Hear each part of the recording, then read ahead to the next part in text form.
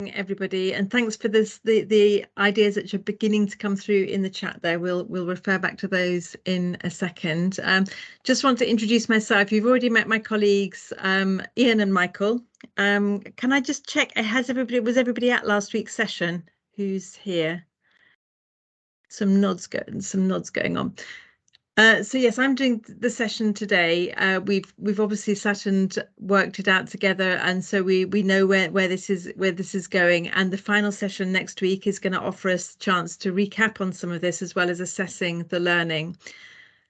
So just wanted to start by asking you what your key points of learning were from last week before we go any further, really.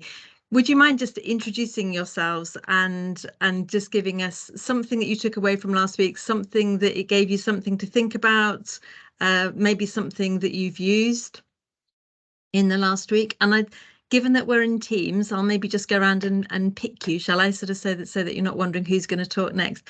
Stephanie, you're grinning at me. Let's start with you, may we? Hi, good morning, Nikki. So yeah, I'm Stephanie Henry, Basketball Food and Security Coordinator and POV Project Lead at BCVS. As I've put in the chat, probably what's definitely stood out was the importance of a Gantt to refer to for all project leads, and the importance of using that Gantt chart over the course of the project lifespan. Since the last session, I've had a go at creating a Gantt for one of the projects that I'm going to be working on within my food and security role. So yeah, that's probably the biggest piece that I've obviously taken away other elements, but definitely that one. Okay, brilliant. Thank you, Stephanie. Julie, good morning. Can we move to you next? Julie Barnes, that is it? Morning. Yes, hi. I'm the one of the project managers and compliance here at BCVS. I think what I found from it was useful when we did the group exercise, and we kind of went through that kind of system of how we would undertake a project, and it was interesting to see all the different kind of ways people approached it. And kind of from a BCVS point of view, I know we're keen that we have a standardized approach. So I think it was just helpful for everybody to kind of think about how we might be able to do this as in a standardized way moving forward. So that's what I got from it. Okay, thank you, Julie. That's really helpful, and I'd picked up that people had found that useful. Although it's a slightly strange setup, isn't it? Because I think some of you are together in a room, and some of you are external and sitting on your own. Is that right? So I might be, yeah. We'll be working out how to work with that before too long. So thank you, Monica. Can I come to you next? I was on mute. Yes, my name is Monika Rodoś. I'm head of finance here at BCVS, and I think I kind of the most important one was Gantt chart, but Steph already mentioned that. But I think also I learned about risk and issues and how we can manage the risks. So very important, starting from the very beginning, from risk assessment and review this regularly, learn from, try to mitigate the risks, and have control over the risks. Thank you very much. Your audio cut out a little bit at the end there, but I think we got that, did we, everybody? Thank you, Monica. Marzena, can we come to you next? Good morning. So my name is Marzena Singh, and I'm Mijana, sorry, yeah, I mispronounced it. Yeah, it's absolutely fine. And I'm Basset Law Ethnic Minority and Group Development Officer. And I found the session useful because I was able to learn some new skills which were not previously known to me. So I had a go on it, and obviously I think it's very important to be able to practice a task. Although I found the content of the training quite academic heavy, and maybe some of the vocabulary wasn't known to me before, but it's something obviously I need to explore in more detail. But I think, being able to practice task is very important. Mm-hmm. And the Gantt chart was very interesting, and I think it's especially useful when you have complex projects. So like my project, basically all the tasks more or less focus on me. But it's also useful to use the Gantt chart, because then you can set the deadlines even for yourself if you forget something. But it's especially important when you have, as I said, complex projects, so you know who takes lead and who is responsible for particular parts of the project. Sure. Okay, Marjana, thank you very much for that. Thank Appreciate that. Lucy, could we come to you next, please? Yes, I think it's really a good result coming together, because we've all got such different experience of project management. And I think, and it was nice, I forget the chat last week, to remind us that we've all, well, most of us have been doing project management for a long time, but we haven't had a particular framework. We haven't done Prince2, we haven't done Agile. And it's just a method of planning, and it's you know, and it's I'm really enjoying it. But I was just thinking then, even doing my to-do list and my checklist, that's a project management method, isn't it? So it's whatever's right in a particular circumstance. So it's just more ways, but it will be nice to have a standardized framework that we can all look at and think, well, this is the way, you know, this is a way to make it. And it's all about, just like Monica said, it's all anticipating problems, isn't it? And all trying to reduce the risks. That's what the whole thing is about. That's lovely. Thank you for that summary of the learning and the application of that learning as well, Lucy. Thank you. Annie, good morning. Could we come to you? Yes, I'm Annie. I'm volunteer coordinator for Bassett Law and Bolsover districts, and I lead on the Y Volunteer project.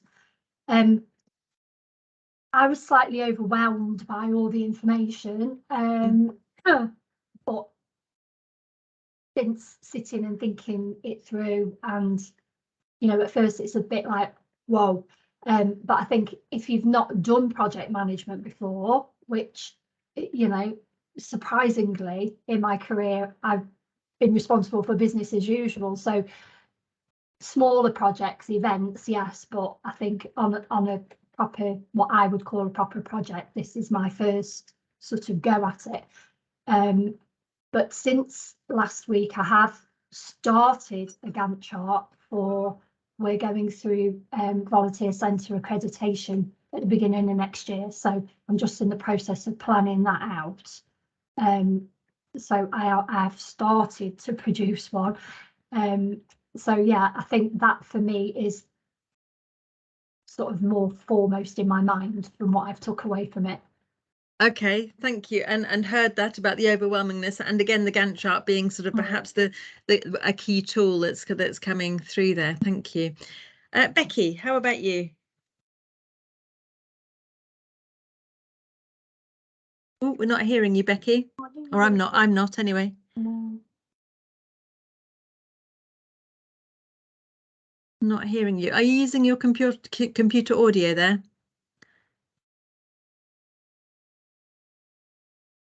She put in the chat that her laptop's not got any sound, so she's on her phone, so it sounds like she's having trouble with her phone as well. Am I right? Okay, Becky? okay. Okay, I've not seen that. Okay, Becky, I don't know, had you put something? Yes, I can see that now. Had you put something, maybe you could put something in the chat if you've not already, about what you found useful from last week, and we'll come back to that while other people are talking. Is that okay? And we'll, if we can get your audio going, that would be lovely. Kirsty, good morning. I can't see you, but are you there? Yeah, I am there. I'm not 100% at the moment, so and also I do bobble about a lot on the screen, hence why I switched my camera off. Yeah, I lead on the Tackling Loneliness Collaborative. So I'm hosted by BCVS, so I sit within the BCVS office in Worksop, but my role covers the whole of Nottingham and Nottinghamshire as well. So I lead on that. It's a longer term project at the moment. Hopefully it's going to be at least 4-year project at the moment, so it's quite long. But within that we do have little things, and we're just starting a process of how we spend some extension funding. So again, that's a new process. So I see it as being a project in a sort of project. Gantt charts. I like Gantt charts. I don't always find myself wanting to use them. I like to be very colourful. And I have to kind of make myself go on it. I don't like to be put in boxes. I don't like to be restricted, but I understand that to do projects you have to kind of do that. So I am a little bit, you know, I do find I can feel a bit restricted. But I think it's useful to kind of have a list of where you're going with things and an eye on the ball with things. So I think some of the slides and things last week, it was good to kind of go through that and make sure you've covered various bits and pieces that you might not necessarily think of straight away, or you might do without thinking that you're doing it, if that makes sense. So I think it's good to formalise what you're doing. Okay, thank you, and heard that appeal to sort of the creativity and sort of the creative side of you, and not being too constrained. But yes, the parameters of project management, sort of putting things into perhaps an uncomfortable box. But thank you, Kirsty. Just trying to be honest. Yeah, no. It's all good, and that's obviously one of the things that happens when you're bringing a group of people together for project management, is people have got different approaches and want to be doing things differently. It's one of the things that we're looking at. Andrew, I don't know if you can hear me. I'm assuming from what you said earlier that you're sitting in the background and not wanting to join in here. So, and is no, I can contribute at this stage, but I will have to duck out for half an hour or so in shortly. I think for me, what was really interesting is learning about and better understanding where everybody's at on this journey, because it's been quite conceptual to date. And as you will hear, we've all got a different range of experience, and we're only at the beginning of the journey, the very beginning of the journey. So the tools and the planning are only one or two dimensions of project management. And you may not like this, Kirsty, but project management is all about the controls as well, and who's doing what. So us being really clear what the controls are, and starting to understand where everybody's on it at in that journey has been very useful for me. Okay, thank you, Andrea. Jade, good morning. Good morning. Could we hear from you, please? So my background is I work at Sales, so I manage the independent sexual violence advisor, so it's very charity based. I've done management before previously, but I've always been frontline. So this has been a brilliant course, to be honest. I wish that I had this course years ago. Like, as much as it's overwhelming because I don't know the technical jargon and I'm trying to learn it, it's like an epiphany moment. Last week, having the tools, and I meant to email you guys, I've just been really busy, but having those tools and being able to see now, because within charities, I've worked for lots of different charities across Derbyshire around EV and all different elements. And we all do this kind of work when we're looking at our projects and funding for 3 years, what we've got to deliver, but there's no kind of structure. We kind of do it, we're very creative and we'll say this is our plan, but actually having these tools and knowing now, I mean, I've not had time as such, but I want to go away and I want to research and do loads of reading around Prince 2 and mix and match, because I just think, whilst it's really overwhelming, and I was a bit like, what's this? Once you start compartmentalizing it all, it gives you formulas, doesn't it, to be able to use. And I'm a bit like, I do a bit like Kirsty, I struggle with the control element, but you have to have that plan of knowing who's doing what if your project's going to be successful. And whilst a lot of our projects kind of business as usual, they are temporary funding, aren't they? So actually being able to do that and have the risk, because now they're all asking for risk matrix and we've done them, but they're very basic, and being able to bring this in, I'm just hoping, I just wish we had kind of a little more time like everybody else does. I do think that using those tools as well is really good to learn to embed that, having not been on project management courses before. So having that more time, and I wish I'd got a little bit more time because I'm part-time anyway, to be able to take it away. But that's kind of my aim for the next 6 months, is pick up what I can and then start to utilise it and hopefully get the team on board in using these tools as well. So yeah, thanks for this opportunity. Okay, Jade, thank you for that. We'll take that, won't we? An epiphany moment. We'll take that. We can live with that. And I think we're already beginning to hear people's different approaches to sort of learning in different ways, and to rules and boxes and controls, which is quite interesting. Andrea, were you wanting to say something? I was just going to respond to Jade and say thank you for sharing that, Jade, because the point of this is not only to build the capacity of BCVS, but to support the sector and wider groups and our membership. So we may be coming to you for a quote. Thank you. Thank you. Becky, I think you might be back with us now. Shall we see if we can hear you? Hello, is that working? Yeah, brilliant. We can hear you. Okay, thank you. I did pop in the chat. I was on the first 90 minutes last week, then did have to come off for another meeting. Haven't caught up on my last hour yet, but will do. But we did a task that we then were able to relate to, kind of real life piece of work, which was really straightforward. And I think it was just very good at really getting you to think about splitting out parts of the project and aligning tasks underneath it. So that was my takeaway from the part that I was in. Okay, that's lovely. Thank you for that. Now, people are popping around on my screen. Is there anybody we've not heard from? I think that's everybody, but is there anybody we've not heard from? Please don't be shy and speak up, because I'm not sure I can see everybody. Anybody we've not heard from? I'm going to take that as a no, that I can see, that I can see everybody. Okay, thank you for that. That is really lovely. And let me just begin to share my screen and take us forward from that into what we're going to be looking at today. So we are going to be building on what's been happening in the last two sessions, and we're going to move that forwards today into project delivery, sort of more that happens once you get past the planning and start implementing your project. There will still be some theory that we're looking at. I've picked up that people are wanting to do the sort of getting on with it, doing it, trying it. And one of the things we'll be doing today is trying to make some time to apply some of that knowledge, to apply some of that thinking. But the backbone of that will be some more of the sort of theory that sort of sits underneath project management. And I hope that you'll find that helpful. I hope we'll try and find the time to think about how you might apply that if you don't already.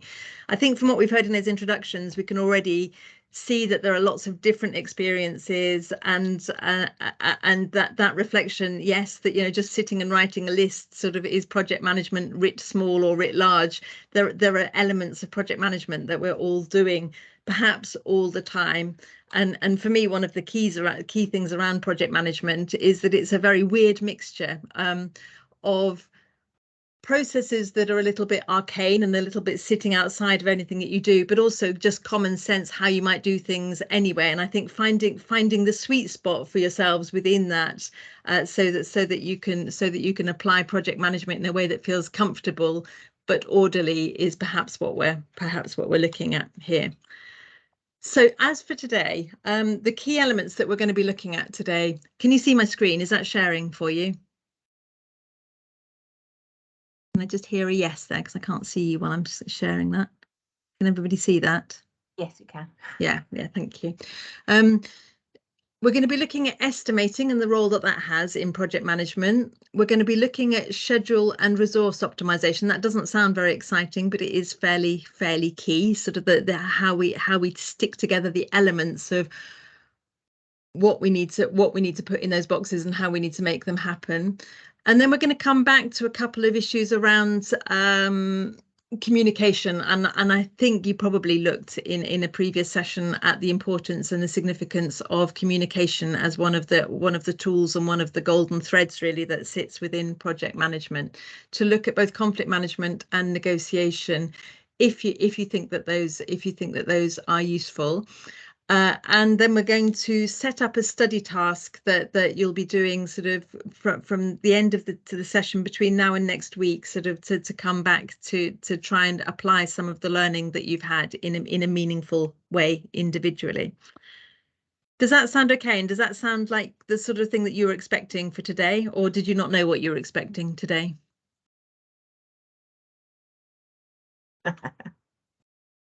Talk up, and Lucy. I've got a camera now. It's, you know, I'm really enjoying it all, but just been such a bit of a whir. I must admit, I haven't had the chance to look. I knew it was planning last week. It was introduction planning, and I wasn't completely sure, but project delivery does fit next.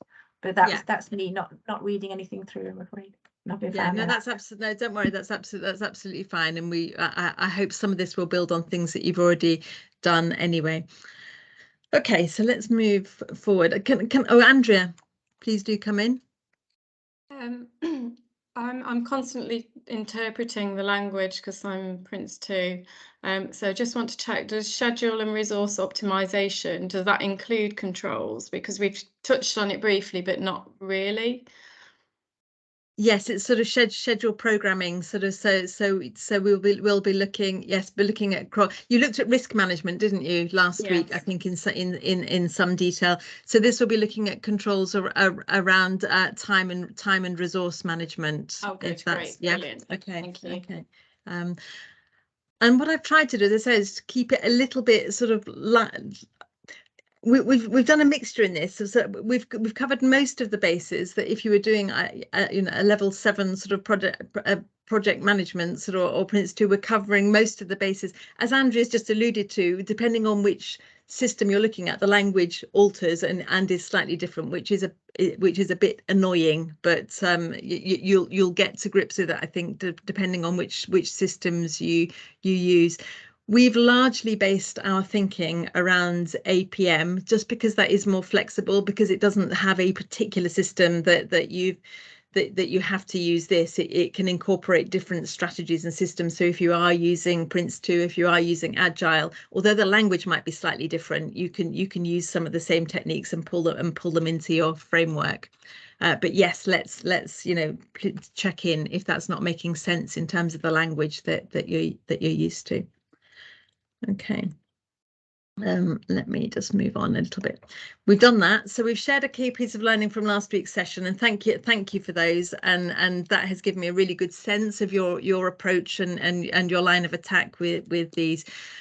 For those who found it a little bit overwhelming, I mean, please do pull me back if we're getting sort of too deep into concepts that are unfamiliar or that you're not using on a day-to-day basis. We'll try to keep it real, but for those that have enjoyed those concepts, I hope there'll be a little bit more of that going on, so it's a bit of a balance, I think. But let's move on. So just before we do move on, just wanted to check with you, would you like a break? I think you have been having a break. Should we have a mid-morning break? Is that how you've been rocking and rolling? And would you? Yeah, okay, we'll do that. So if we break about 11, does that seem right? If it looks or feels as if you're flagging, please let me know, and or if I notice it, and we'll try and break a little bit earlier, but we'll do that. But otherwise we'll just flow on through. Obviously, if you need to move around or go and do something, sort of go to the loo, go and get a drink, sort of please do what you need to do. We are slightly restricted on Teams because we haven't got breakout rooms, which is frustrating and not how I would normally want to be working together in a group. But we will try to be doing things using the room and using our joint brain as much as we possibly can. Okay, estimating. Here's a question, sort of turn those mics on. What role do you think estimating plays in project planning and delivery? Any thoughts? I'm just going to get some ideas from you before we move forward, really. I would say estimating, it could be two different things. Estimating how much money things are going to cost, estimating how much time things are going to take. That's what I would sort of categorize two sort of main areas. There may be more, I don't know. Fabulous, like that. Thank you. Mirjana? I think I just wanted to say briefly the same what Annie just mentioned. So it's about timing. So how much time needs to be spent to bring the project to the final stage, and also being able to estimate the resources available. So any funding, the number of volunteers that might need to be involved, or any other people involved in the project. Fabulous, yeah, fabulous. Yes, time and money, sort of that sort of resource management. Absolutely, sort of both on the money there. Monica. Yeah, I think it's very, very important part of the project, because if you estimate from cost, or if you overestimate your resources, you will be struggling later on. So I think it's extremely important to spend time and do proper budgeting, seek some professional opinions, and that, because later on you might struggling and you might be in trouble, basically. Good, thank you. And I like already that sense that's coming in from what you said there about sort of how estimating is used throughout the longevity of the project. So yes, you mentioned later on and sort of that we will come back to that. So I think you've cracked it. Let's not go any further with that. I think yes, estimating is key and plays a very big part in the project planning, obviously, but you've got to come up with an idea, you've got to have some sense of how much it's going to cost. That might not be obvious to start with. And things will be based on estimates. You'll not be surprised to know that there is, that there are some approaches to estimating that might be used. Now, these may or may not be familiar to you. That list there, parametric, analogous, analytical, and Delphi. Does any familiarity there, or am I starting from scratch? I can see some no's. I can't see any nods. So let's just yeah. I'm not going to overwhelm you here with things, and you might find that you sort of use some of these without calling them these things anyway. But there are two different ways of estimating sort of in this list. One is top down and is often used at the beginning of the project before many people are involved. And those first two are often used. The parametric and analogous ways of estimating are often used at those levels when there isn't much information to go by, where you're sort of drawing things together and where not many people perhaps are involved. Parametric is quite simply sort of a system of estimating where you're using maybe historical data and other parameters that sort of maybe giving a unit cost to something and sorting it out. It sounds grander than it is, really. I think it's basically, can we cost that? Can we have a sense of what that costs because of either historical data or perhaps because you can look up online what a unit cost of something is and pulling that together into an estimate. Analogous and the benefit of parametric is that can be quite accurate because it's looking at a statistical relationship between historical data and the parameters of your bid. Analogous is where you might be using an existing or a previous bit of work and scaling it up or down. So yeah, we did this in the past, and I don't know, we made this fruitcake last year or last week and it cost this. We're going to make one that's sort of 50% bigger, so it's likely to cost sort of 50% more. So that as you'd expect, it's taking some existing knowledge and building on that and making a best guess almost on the basis of what it cost last time. The next two ways of estimating are more bottom up, and they're more likely to involve other people. And one of the benefits, as we'll go on to see, of estimating sort of is that you can start to involve more people in the thinking. So analytical might be where you're looking at different bits, different work packages within the project, and working them out, working out sort of what the estimate might be for those, and then building that into a whole. So it's sort of bit by bit, sort of by accretion, that estimate. And then Delphi is one that is quite interesting, and I think within sort of the voluntary sector, this is one that perhaps sort of it might sort of resonate most strongly.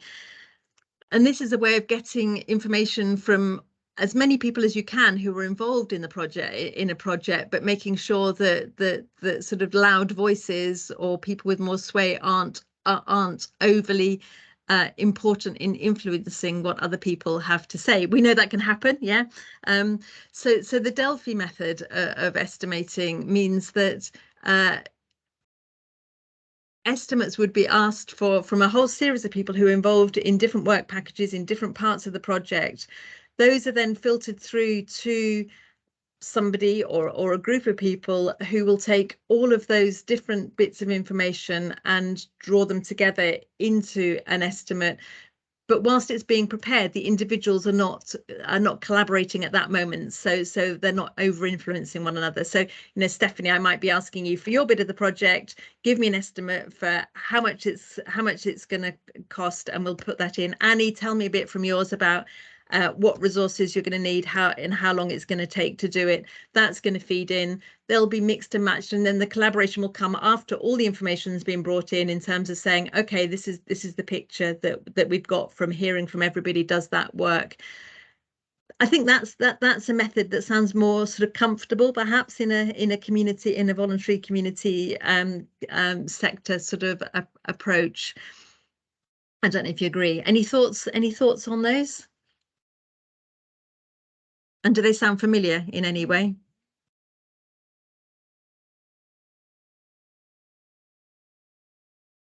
Everybody's gone very quiet there. Not familiar, but very interesting, actually. Just when you're analysing it and breaking things down, when you've got a project, an inception, and where does it come from, and how do you get the ideas together? We do have a mix of all of those, really, but I would never have categorised them in that way. And there are dangers in estimating, aren't there? Sort of, because, you know, I mean, all project planning is based on best guess, isn't it? And, you know, there are dangers within that, because there will be assumptions that are made. And as a very sort of obvious example, if we'd been putting a plan together last year for a series of work, we might not have estimated that, you know, fuel bills would have risen by sort of 50%, 70%, or whatever they've risen by now, sort of, and actually that, you know, the estimate will be coloured by the fact that, you know, things have changed. But individuals, you know, in the Delphi will be bringing their own starting points into their estimates. So it's an interesting way of hearing perhaps different points of view and then filtering that into a whole. But I think it is quite important to think about, you know, at what points you bring other people into those estimates. Obviously, when you're pulling your brief together at the start, it's likely to be very top down, isn't it? It's likely to be sort of like, okay, let's have a best guess. As soon as you can make that a bit broader, it's likely, although it's harder work, to get a little bit more informed. Let's take us forward a little bit to look at re-estimating, and this picks up the point that you know that was made before. Estimating is something that happens throughout the project. It's not just something that happens when you're putting the brief together. It is something to revisit because it's important for the reasons that we're about to look at here. As we move from concept to implementation, and this process is called the estimating funnel, the idea is the accuracy improves and any contingency resource that you've had to put aside can actually shrink because you've got a better sense of where you're going. That best guess that you might start with might prove to be very wrong in some areas. So if you keep re-estimating, you get a sense of greater accuracy coming through the project. Does that sort of make sense? Can you see that might happen? Yes. So what you're not doing with that best guess, your estimates that you start with at the bottom, is sticking with those as an absolute sort of fixed, because obviously if they don't make sense, if fuel bills have gone up 70%, it doesn't make any sense carrying on with an estimate based on a fuel bill that is no longer sensible. You do need to replan and refocus around those new estimates and work out what that does to your planning. If you're using estimating throughout and re-estimating through the project, one of the buy-ins is that you get a much greater involvement of the project team. Quite obviously, this isn't just the great hee-haw up there saying this is what we're going to do and this is my best guess. If you can get everybody else signed up to it, everybody's going to have a better buy-in. Everybody's going to be more involved, feel more valued, and perhaps give different insights because they come from a different perspective within the project. Going back and re-estimating a little bit later, Andrea, sorry. I just thought I'd add a recent and recurring example to try and bring it to life for colleagues watching later. We're hearing a lot, of course, at the moment about the impact of fuel cost rises on the voluntary sector, and many can't cope with that the scale of that rise, it's threatening their very existence. Mm. So it's a really big issue for us. And when bids and projects have been put together in those budgets, they would have included a budget line for fuel.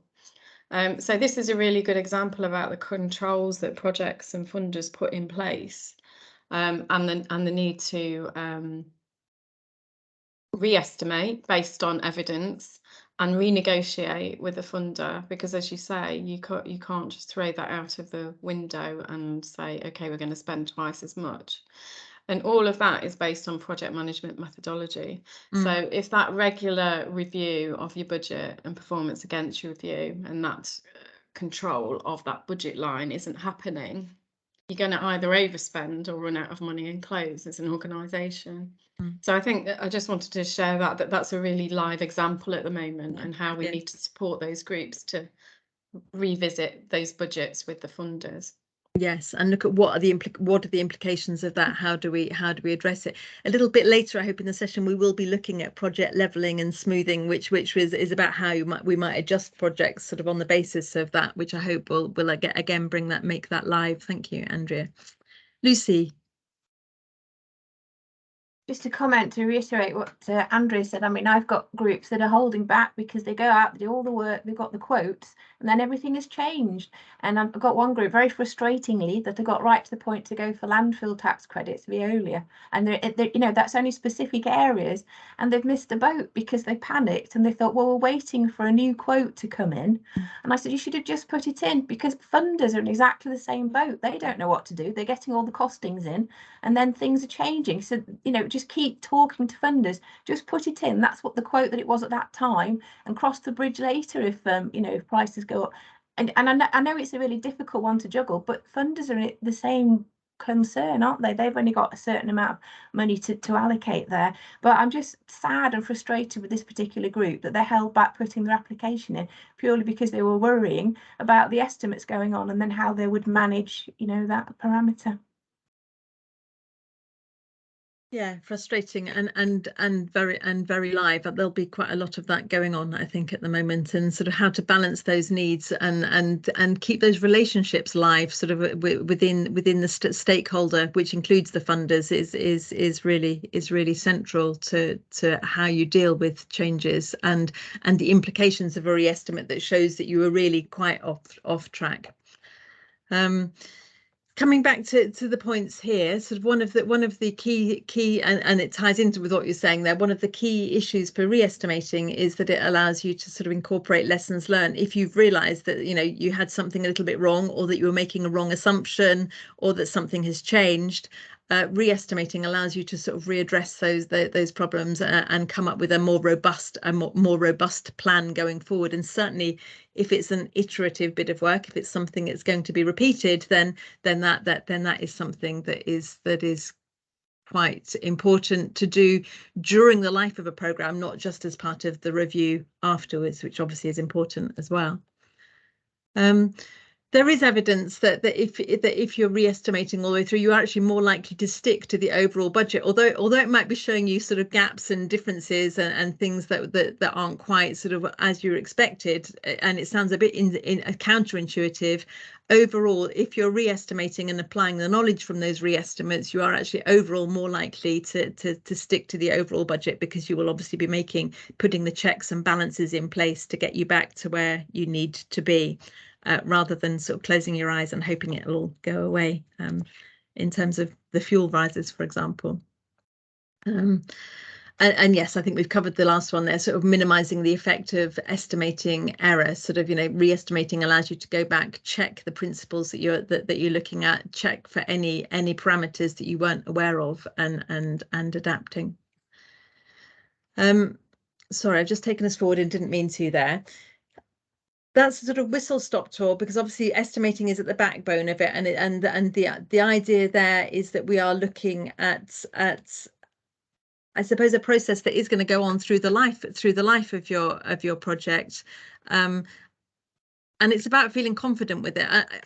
Do you use estimate? Are there areas in your life that you're using estimates with? I mean, I'm assuming it's a transferable skill and something that you're all fairly comfortable with and have got ways of doing it. Can you see that? Can you see the bridge to the work that you're doing around projects with estimating?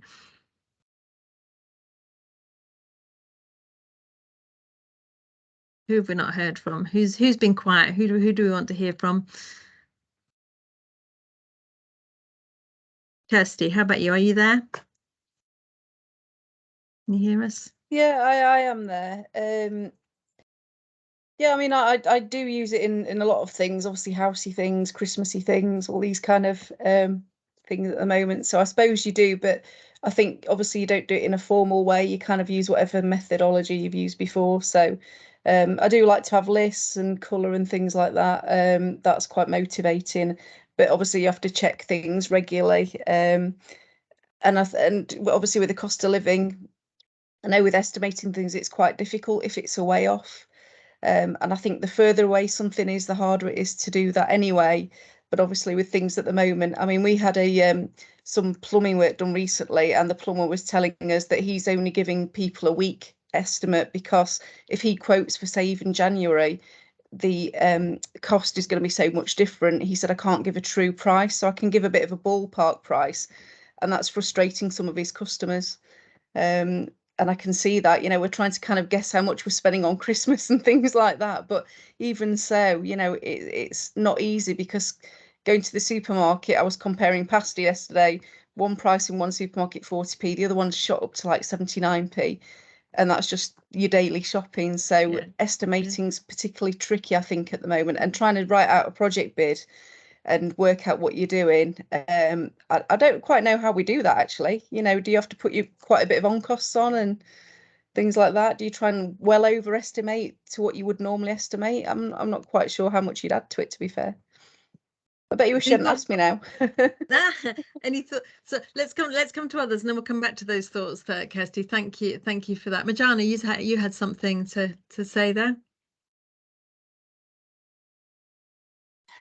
Sorry, I just think that the good estimate allows the project to be both realistic and sustainable. And so if you work with clients, they know that you are credible and that you don't overpromise and underdeliver. Yeah. Yes. Which, okay. I'm not gonna comment. I'm gonna let's get people's ideas, and then we'll come back. Stephanie, you had a thought on this as well.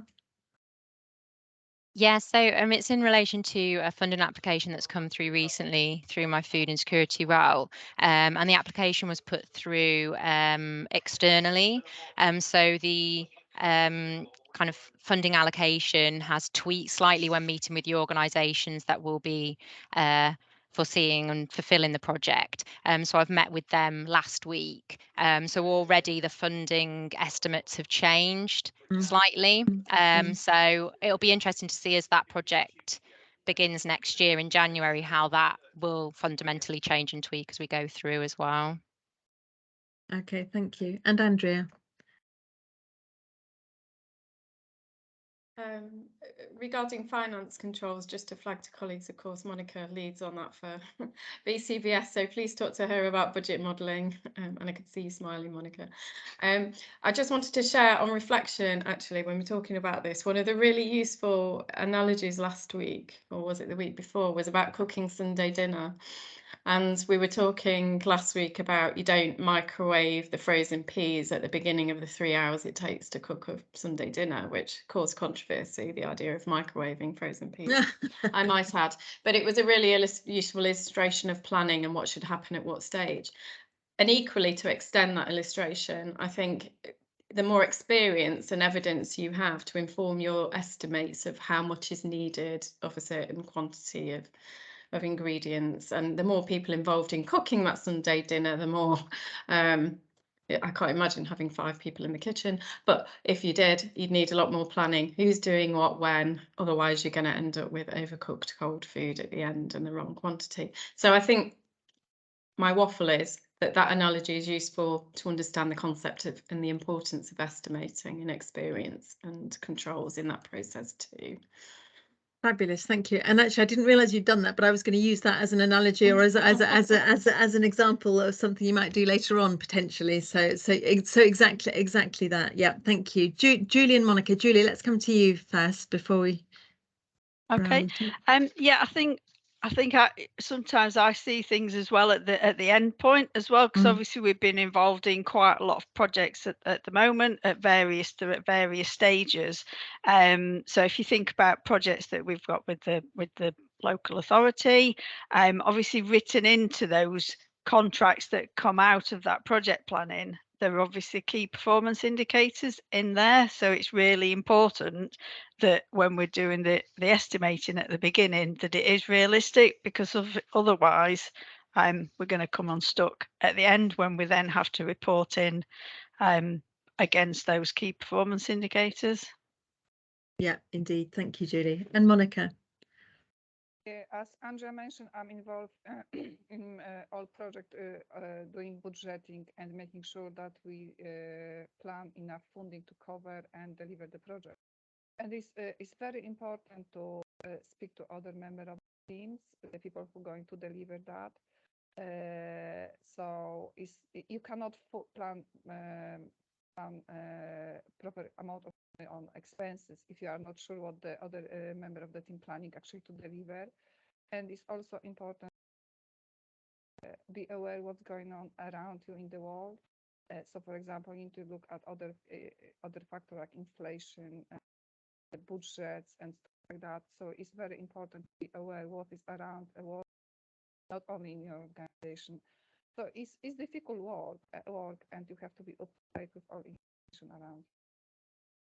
Yes, thank you very much. And Andrea again. I just want to make the regular observation that I make that we know that we work with many organisations with only one or sometimes no paid members of staff. So you may not have a dedicated finance lead, you may not have a dedicated marketing lead, but in our work stream structure we do. And it's still helpful to plan in that way and estimate in that way, breaking it down, because even if you're a one-person project, you still need to consider the evidence on which those estimates are based and the workload of everybody else involved. So in terms of timing. So I was just flagging again, really, we work with a lot of one-person organisations, but it's still relevant and helpful for you. Yes, and I think that's one of the things that we might want to come back. You know, who makes these estimates? Do we trust them? How much credibility? Somebody said, you know, do those estimates have? And where do we go to sense check those estimates? They need to be as realistic as they can be, but we know they're not going to necessarily stand the test of time, and hence we will estimate, and we will leave some wiggle room in terms of those being wrong. But you know, are there other organizations we can go to sense check those estimates, as well as just bringing our own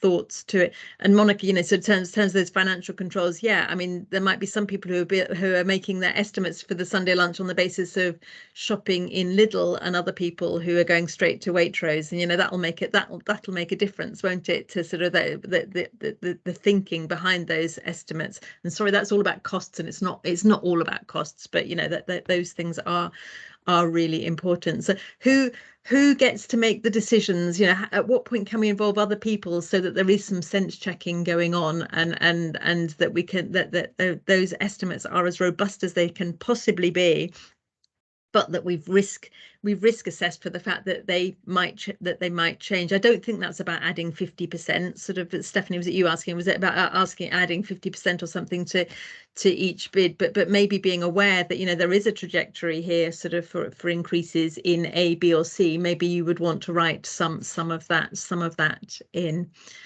and not tie yourselves down too tightly in terms of any changes or outputs that might be affected by those changes.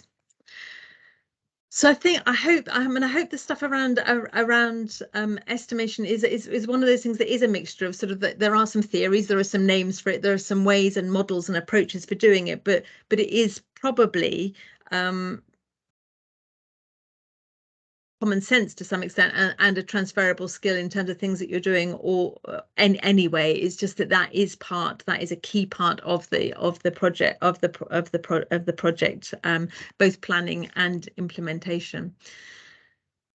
Shall we move on from there? Are you happy to move on? Estimation done, tick. Happy with that? Should we might come back to it, and you will perhaps be doing some of it, so we will come back to it.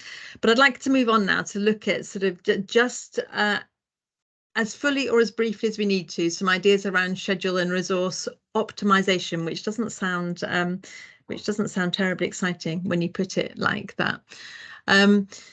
But essentially, this is looking at, you know, the controls that we've got for using, you know, we've done the estimates, but for using the time and resource, and those resources obviously include the human resources that are affected by your project.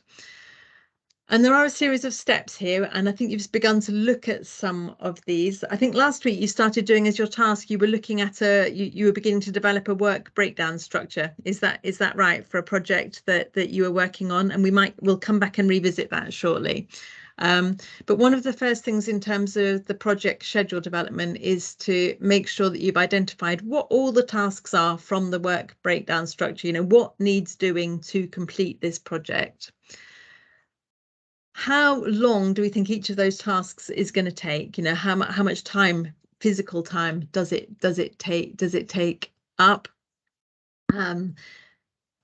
What are the dependencies between the tasks and the delivery? Did you look at dependencies at all? I know that you've seen them visually in the Gantt charts, but I don't know if you actually looked at the process. So let's just spend a moment looking at that. So dependencies are essentially what needs to be done before something else can start. You know, can job 1 and job 2 be started at the same time, or does job 1 have to be completed before job 2 can be done? I'm just trying to think of a Sunday lunch example there. I'm struggling. I was thinking about peeling potatoes, but that's not particularly helpful. There are obviously, if anybody can come up with one, that please do. Making gravy. Yeah. Okay. Take us through that one, Andrea. Well, again, it's another controversial subject in our office. If you use Bisto like me, and I use the water from the potatoes, then you've got to cook the potatoes first to have the water to make the gravy. If you're doing it from juices from meat, that's a whole different controversy. Okay. You've got to cook the meat first. Exactly. Yes. Yeah, so you couldn't do that before you'd either sort of boiled the kettle or boiled your potatoes or cooked your meat, depending on how you're making your gravy. All other forms of Sunday lunch are available, and let's not make assumptions there. But yes. So you really need to know, in terms of working out your schedule, your resourcing, sort of the order of jobs and what can be done. You know, if you've got enough people to be doing it, if you've got enough resources, can you get underway with tasks, you know, 1, 5 and 6 right at the beginning, and have them ready and waiting sort of whilst you go from job 1 to job 2, sort of, because job 2 needs, you know, it needs your kettle to have boiled before you do it. So yeah, who needs to have done what in what order is known as the sort of dependencies or relationship. And then, of course, you know, it's the determining and assigning the resources for the tasks. That might be people, that might be places, that might be machinery. In some instances, it might be equipment. In others, it might be a room. What else? What other resources are you likely to be working with in your projects, other than money, that need to be considered?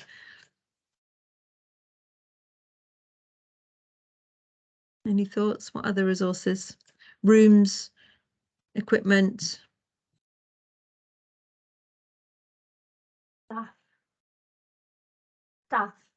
Staff. Yes, it's certainly staff and volunteers, sort of, yeah, paid staff and volunteers perhaps, who might be sort of looked at differently in terms of their resourcing.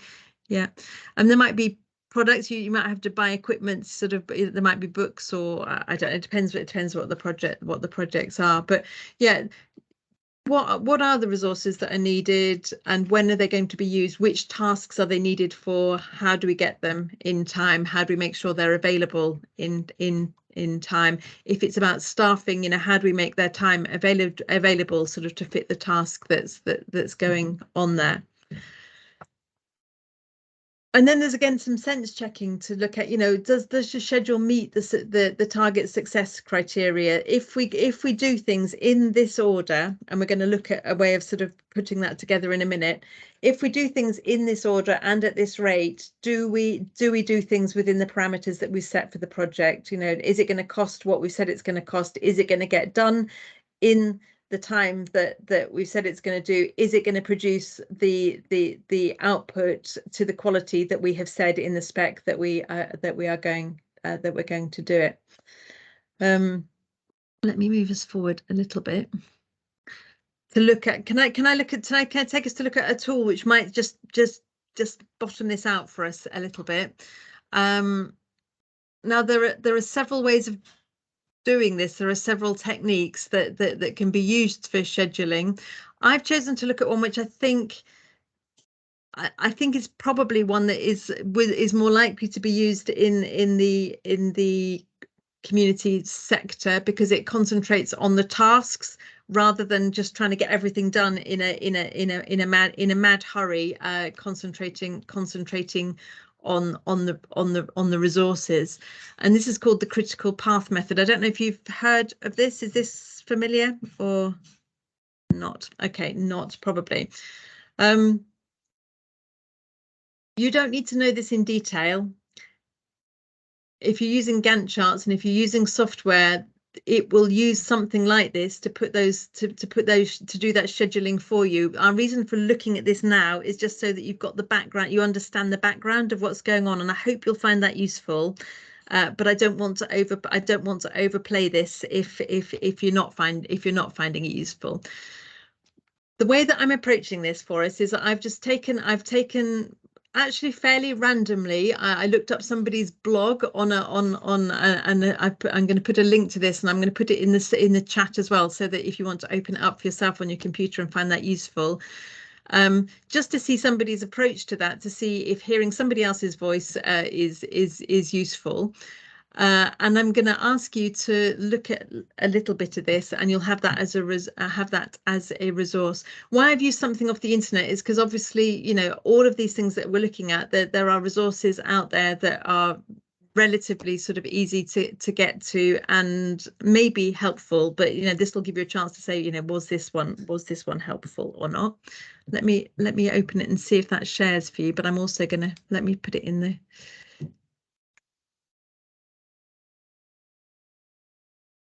right. Has that opened for you? Can you see that? Yeah. Right. I'm going to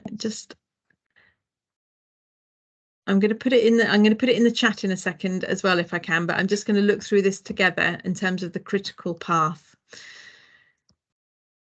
Is that a bit? Can you see that? Is that a bit better? Yeah. I mean, this is just somebody's modelling of a critical path. Now, critical path is a way of working out how long a project is going to take, essentially, and so it's part of that estimation. And what we're looking for here is the path of the longest duration, which is the critical path. So what you can see here is a series of activities, 1, 2, 3, 4, 5, and you can see some dependencies within those, can't you? So if you follow those arrows, activity 1 has to be completed before activity 3 can be done. Activity 3 has to be completed before activity 4 is started. Yeah, does that can you see those arrows? Similarly, activity 1 and activity 2 can both start at the same time. By the looks of things, there's nothing to stop activity 2 getting underway at the same time as activity 1, but activity 2 needs to be completed before activity 3 or activity 5, depending on which way it's going, can be started. The numbers above those are the number of They can be days, hours, or weeks, for example, that those activities are going to take. Let's say they're days for the sake of argument. Now I can't remember what this person said in their blog, but what we're looking for is the longest path through there. Sort of what route actually takes the longest amount of time.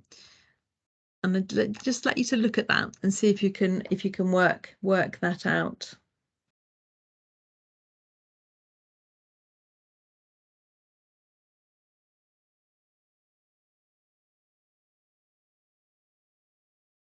If you're in the room together and want to chat that through, that's absolutely fine as well.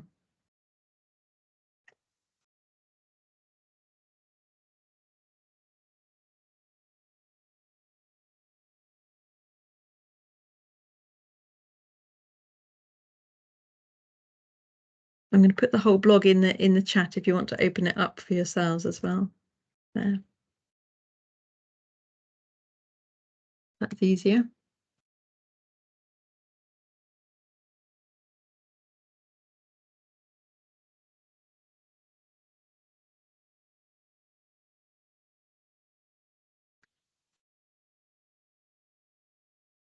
What I'm going to suggest we do now is actually just take a couple of minutes to have a look at that blog, because I think if you open it for yourself, that might work. So sort of if you want to turn camera off for a couple of minutes, have a look at that. If you want to chat it through, see if you can understand what the critical path is. See if you can work out what the critical path is through this and what that is. See if you can make sense of it, and then let me just zoom back in a minute. Oh, it gives you the answer. Don't cheat. Don't look at that while I'm going through it.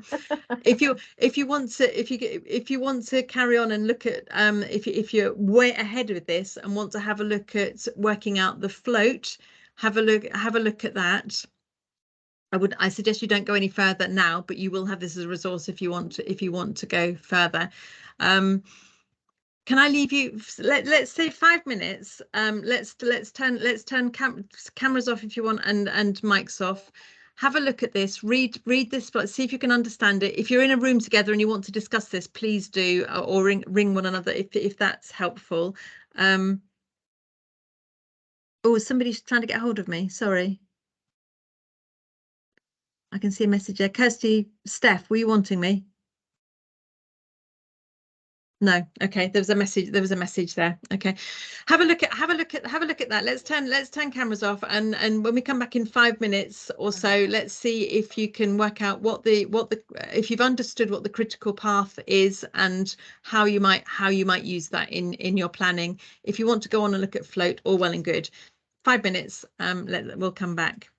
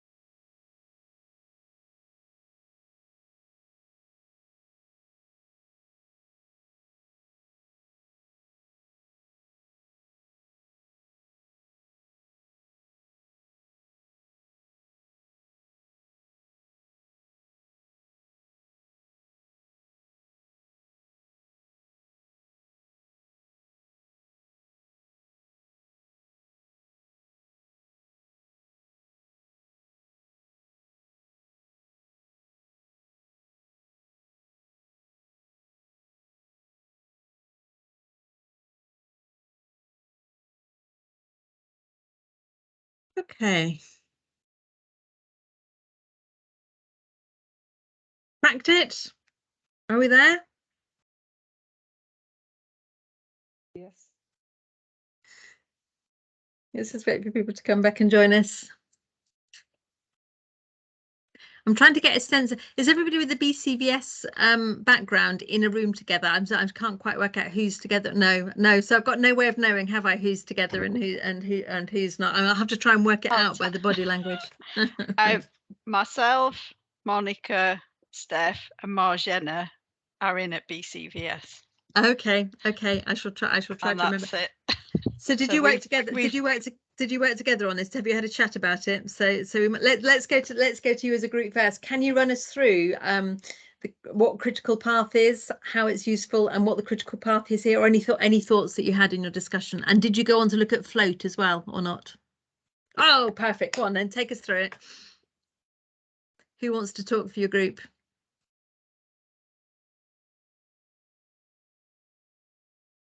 Yeah.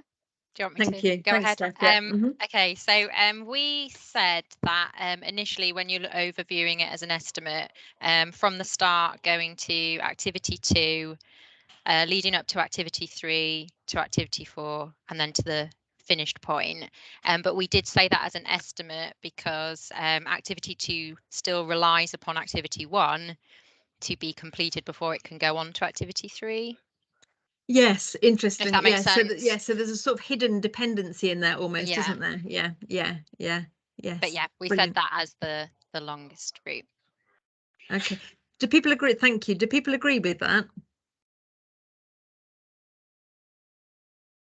And can anybody sort of did your thinking go to why do we want to know that? What's the relevance of knowing that longest route and knowing the critical path?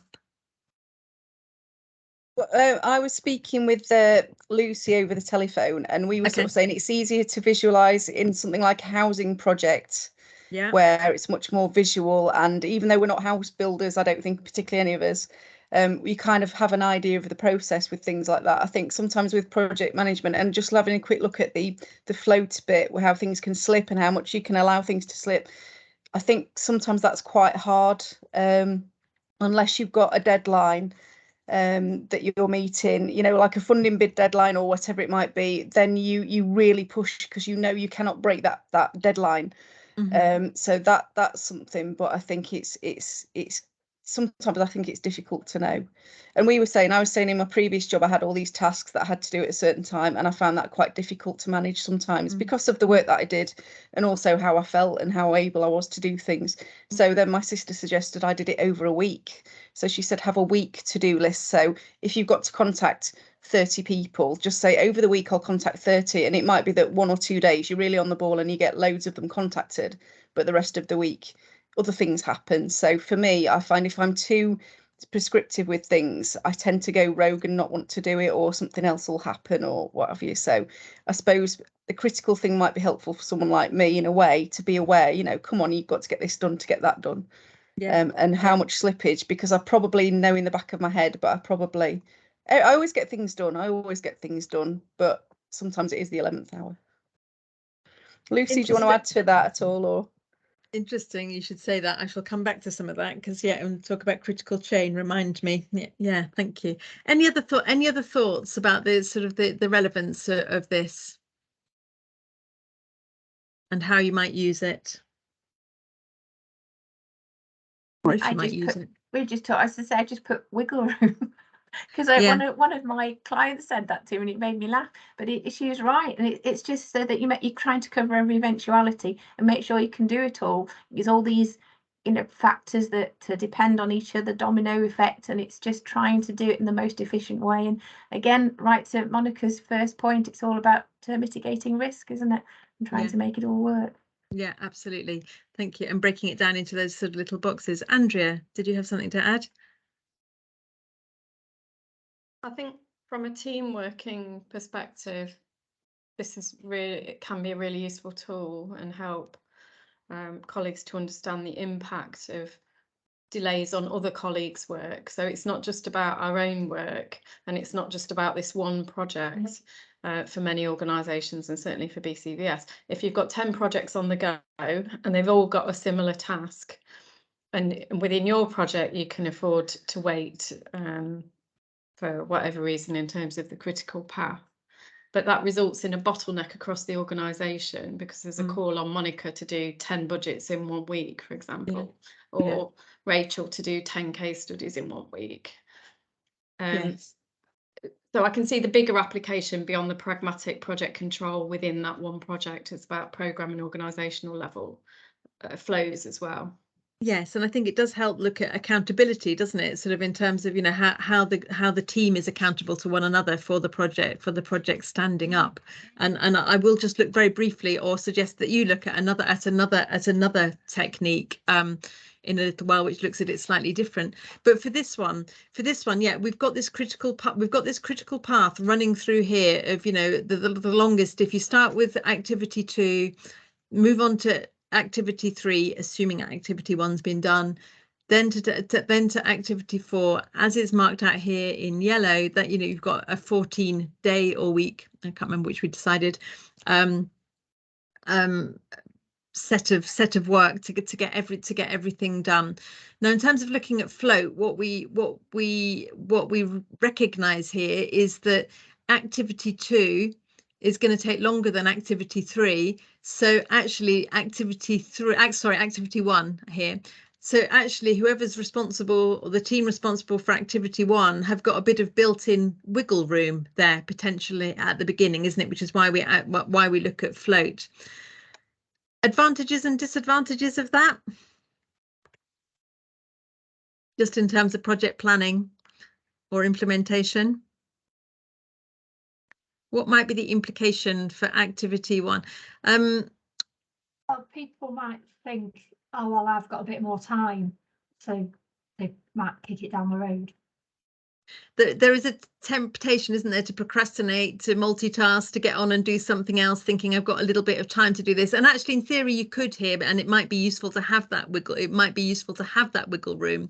And it's really useful for a project manager to know where that wiggle room is, absolutely for sure, because if any of these parameters aren't met, if activity 2 gets behind task, you're going to have a problem, aren't you, essentially, because everything else gets blocked there. So you might think as a project manager that a lot of your attention in the first instance goes to sort of making sure that activity 2 gets up and done on time, for example. I think here, would that be how you'd approach that?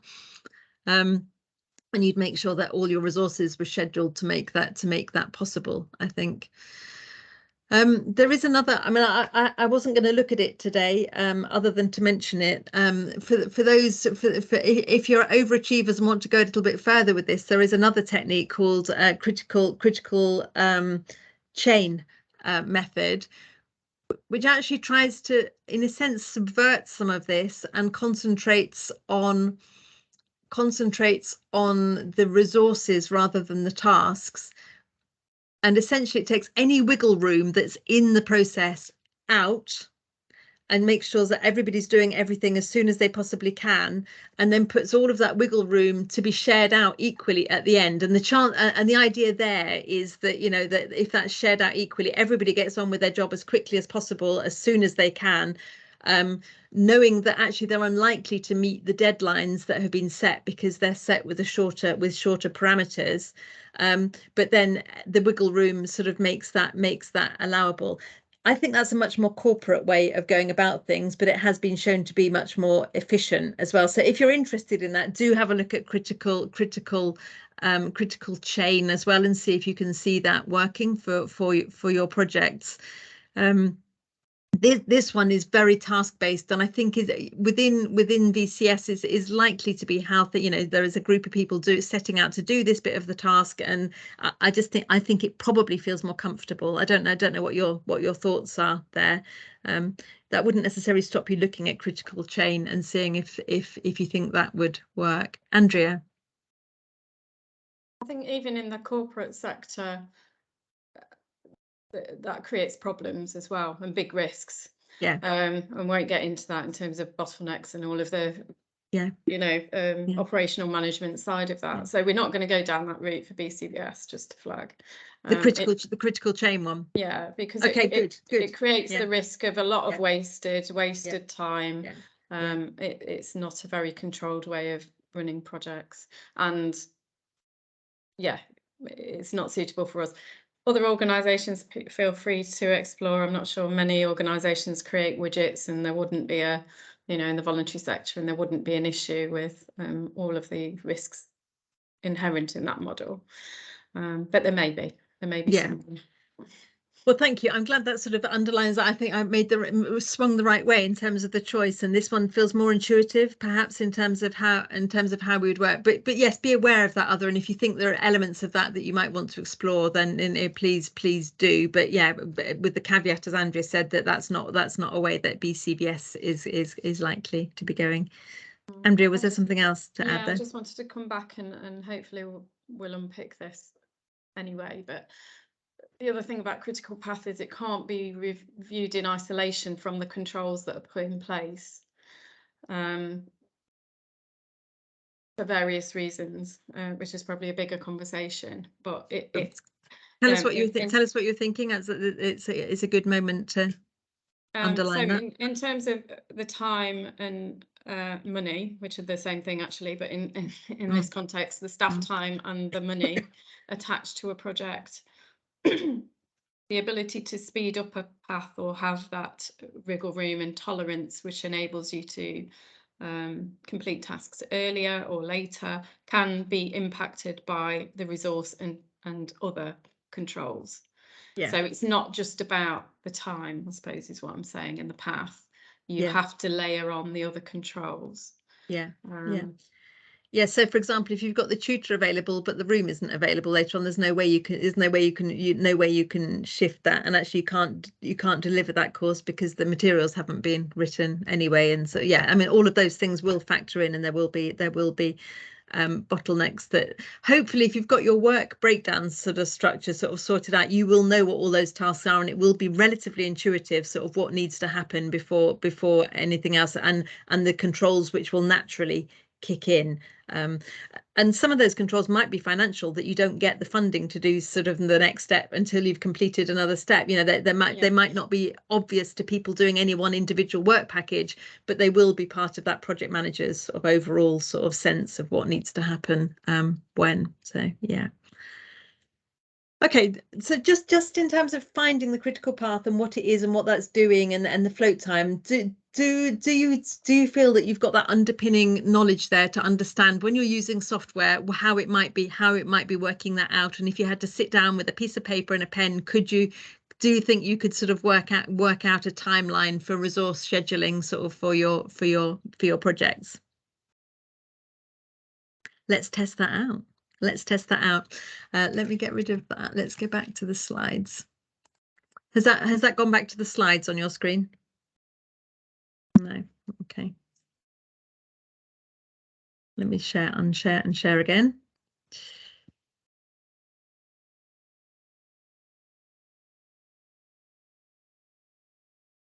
that back now?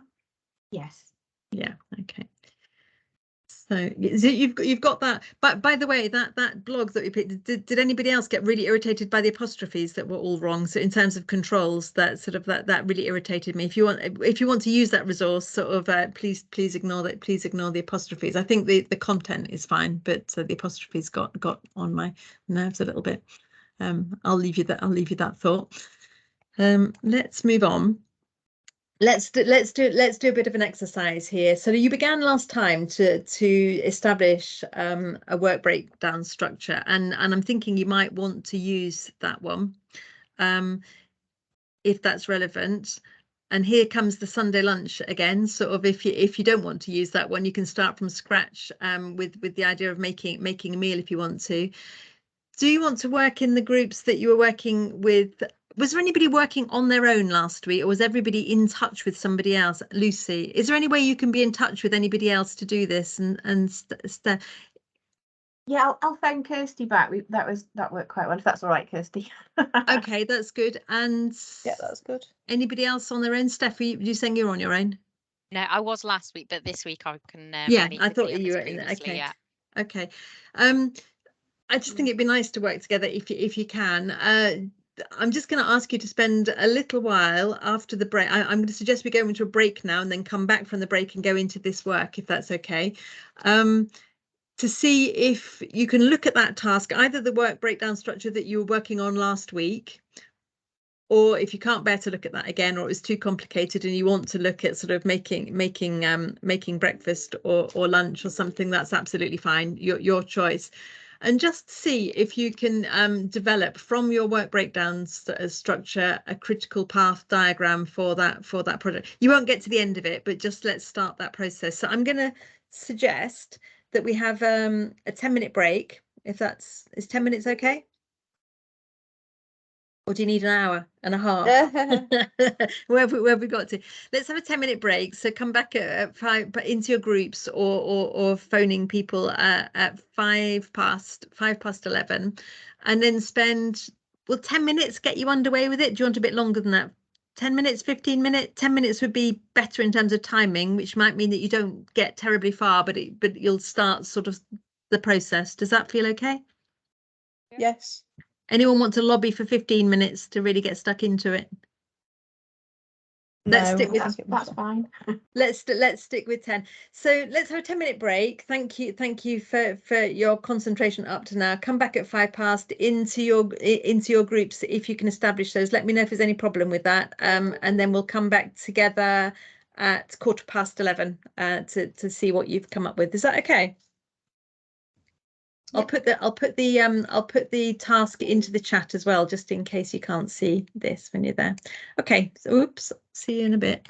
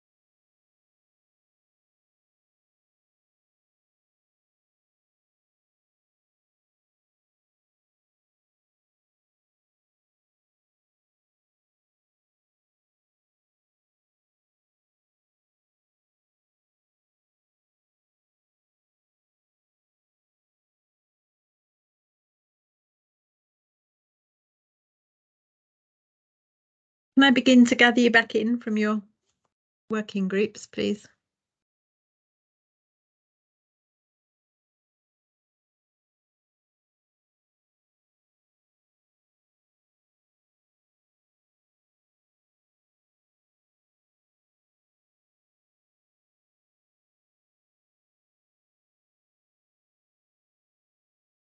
Hi. Hi. Give people a moment to come back in. Thank you for coming back together. How did you get on, Becky and Annie? I can see you. Yeah, we got through the list, but we didn't actually get time to draw the diagram. But and we were doing Christmas dinner. It felt topical. Okay, fair dues. Okay.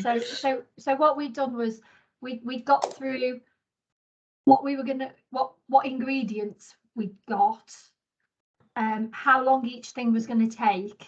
So that's basically how far we'd got. But the plan was to then to task them up into different tasks with how long each task took and when, and then to create the chart from what. So we've done the basic, the basis of, but we haven't physically done the chart. Okay, but you can see how where you would have gone next and how that would have fitted together. Okay, okay, thank you. I feel like we should be on Bake Off, because I'm sure this is what they must do on Bake Off. It probably is, isn't it? Really complicated things they do. I wonder what project management software they use on Bake Off. I wonder. Okay, let's.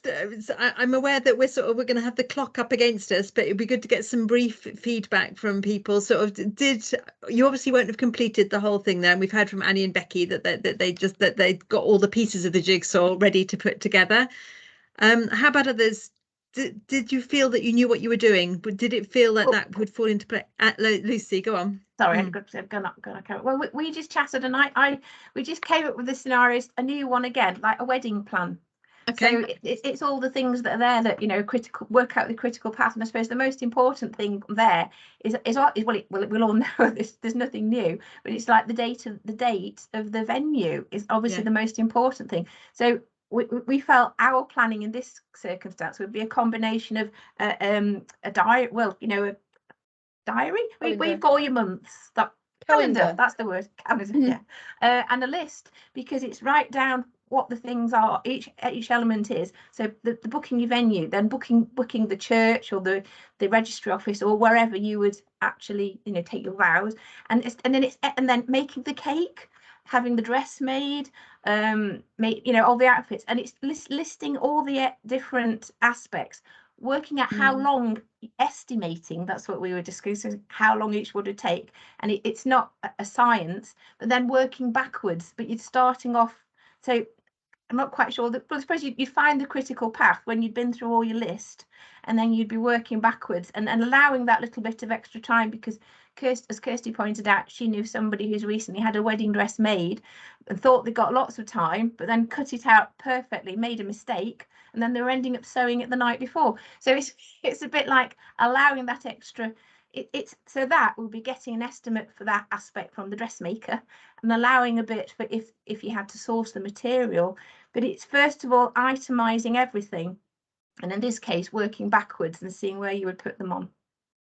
Yes, and that's a really good example of somewhere where actually the parameters are constrained by the time. The time is the important thing. The deadline is the important thing there, isn't it? That everything needs to be ready for that day. I mean, COVID allowing, when everything went pear-shaped in terms of wedding planning, I guess. But yes, that's the immovable thing there, really, isn't it? Is the time, and we will look at the controls around that very briefly for shortly. So thank you for that example. Another really good example, and another good career sort of there for anybody sort of project management as sort of wedding planners delight, I suspect. Any thoughts for anybody else? Could you see how that would work? Did it make sense? Was it feeling useful or not? Yeah, I thought it was useful.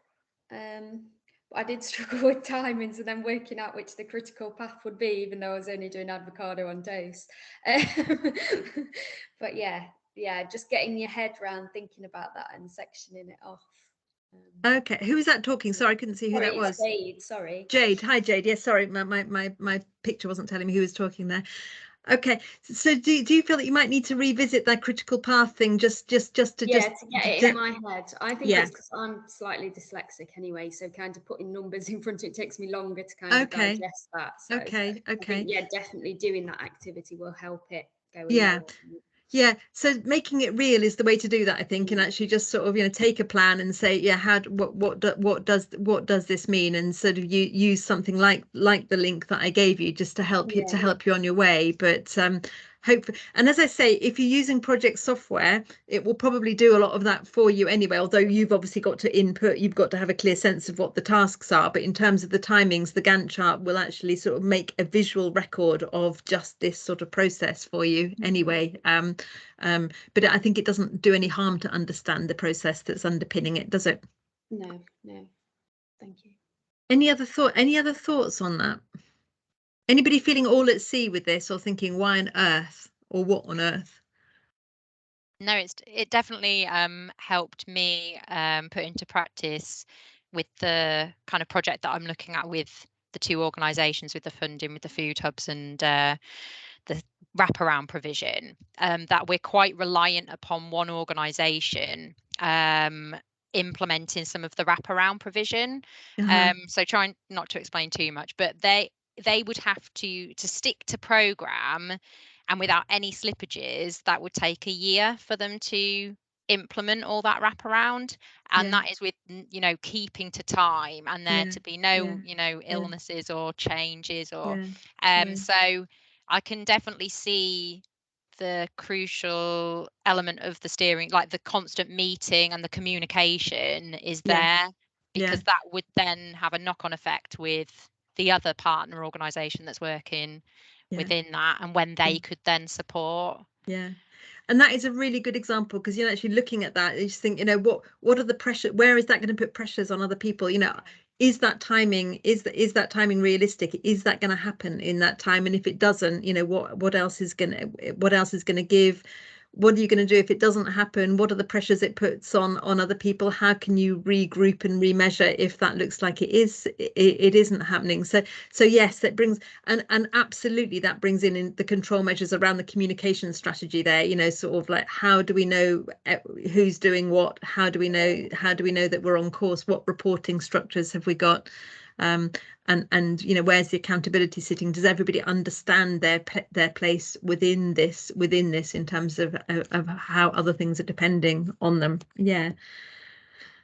Okay, I suspect that we're about to leave a work in process there and progress there, and you may or may not want to come back and revisit that. But can I suggest, especially if you are feeling at sea with it, that you do come back and just sort of put numbers against that and just check that is in your head in terms of understanding perhaps the critical path, and if you're interested in sort of scheduling sort of the float as well in terms of how you use any downtime.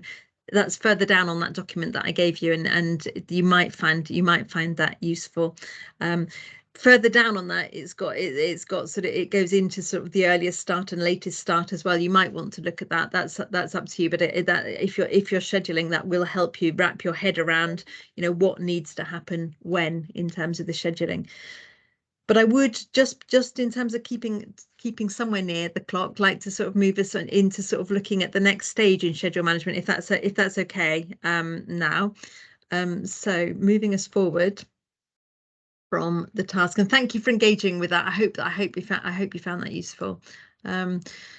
One of the things one of the controls that we will want to look at, and one of the reasons for using the scheduling, is, you know, what we do when it's looking a bit tricky, when we've re-estimated and it looks as if things are not necessarily going to plan, or things have changed, or indeed the parameters change. You know, suddenly the funder says, I want this done by June rather than September. It's not unheard of, or you know, or whatever. So two of the terms to be aware of here about using resources. Resource leveling, and that's where you've got a limit on your resources. I don't know, you can't think about making Christmas lunch before turkeys are in the shops, I guess, or if you eat turkey, or you've got a training program but you've only got tutors, you know, so you've got a real problem with tutors or room availability to put it on. So where the resource is, what's the problem? Resource leveling is a way of looking at, you know, what can be changed or adjusted to allow for this. And I think, you know, there's a series of measures that you might want to look at in terms of your schedule management.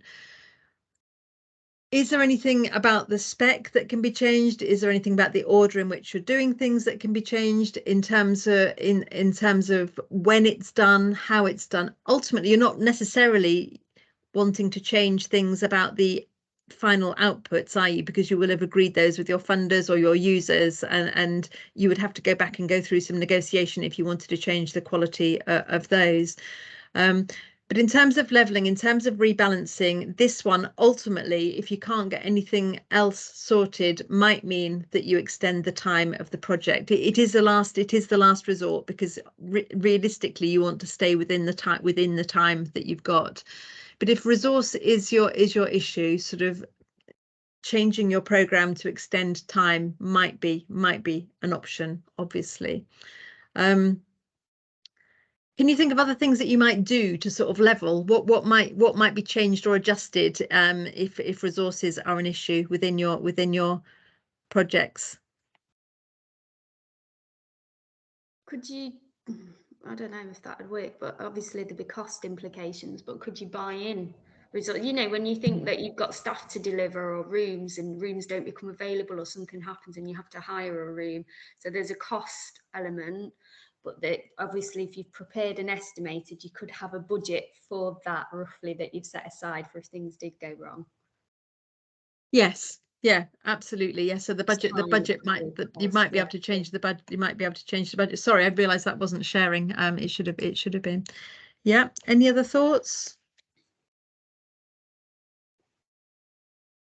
I mean, that's a good starting point. Let's look at the resource smoothing, which is when time is the critical factor here. When you're running out of time, and this, you know, your wedding example might be an issue here. You know, that date is booked and set, and suddenly you realise that, you know, you haven't got a wedding dress. Sort of, how might you adjust in terms of smoothing? Smoothing is how you adjust things to meet the time the time scale that has been set. What sort of things might be adjusted to do that, to smooth out the... If you were looking at a wedding, for example, and you haven't got a dress, you might, instead of having one made, you might have to go and get one off the peg. Yeah. That either fits or can be adjusted in the time. Yeah.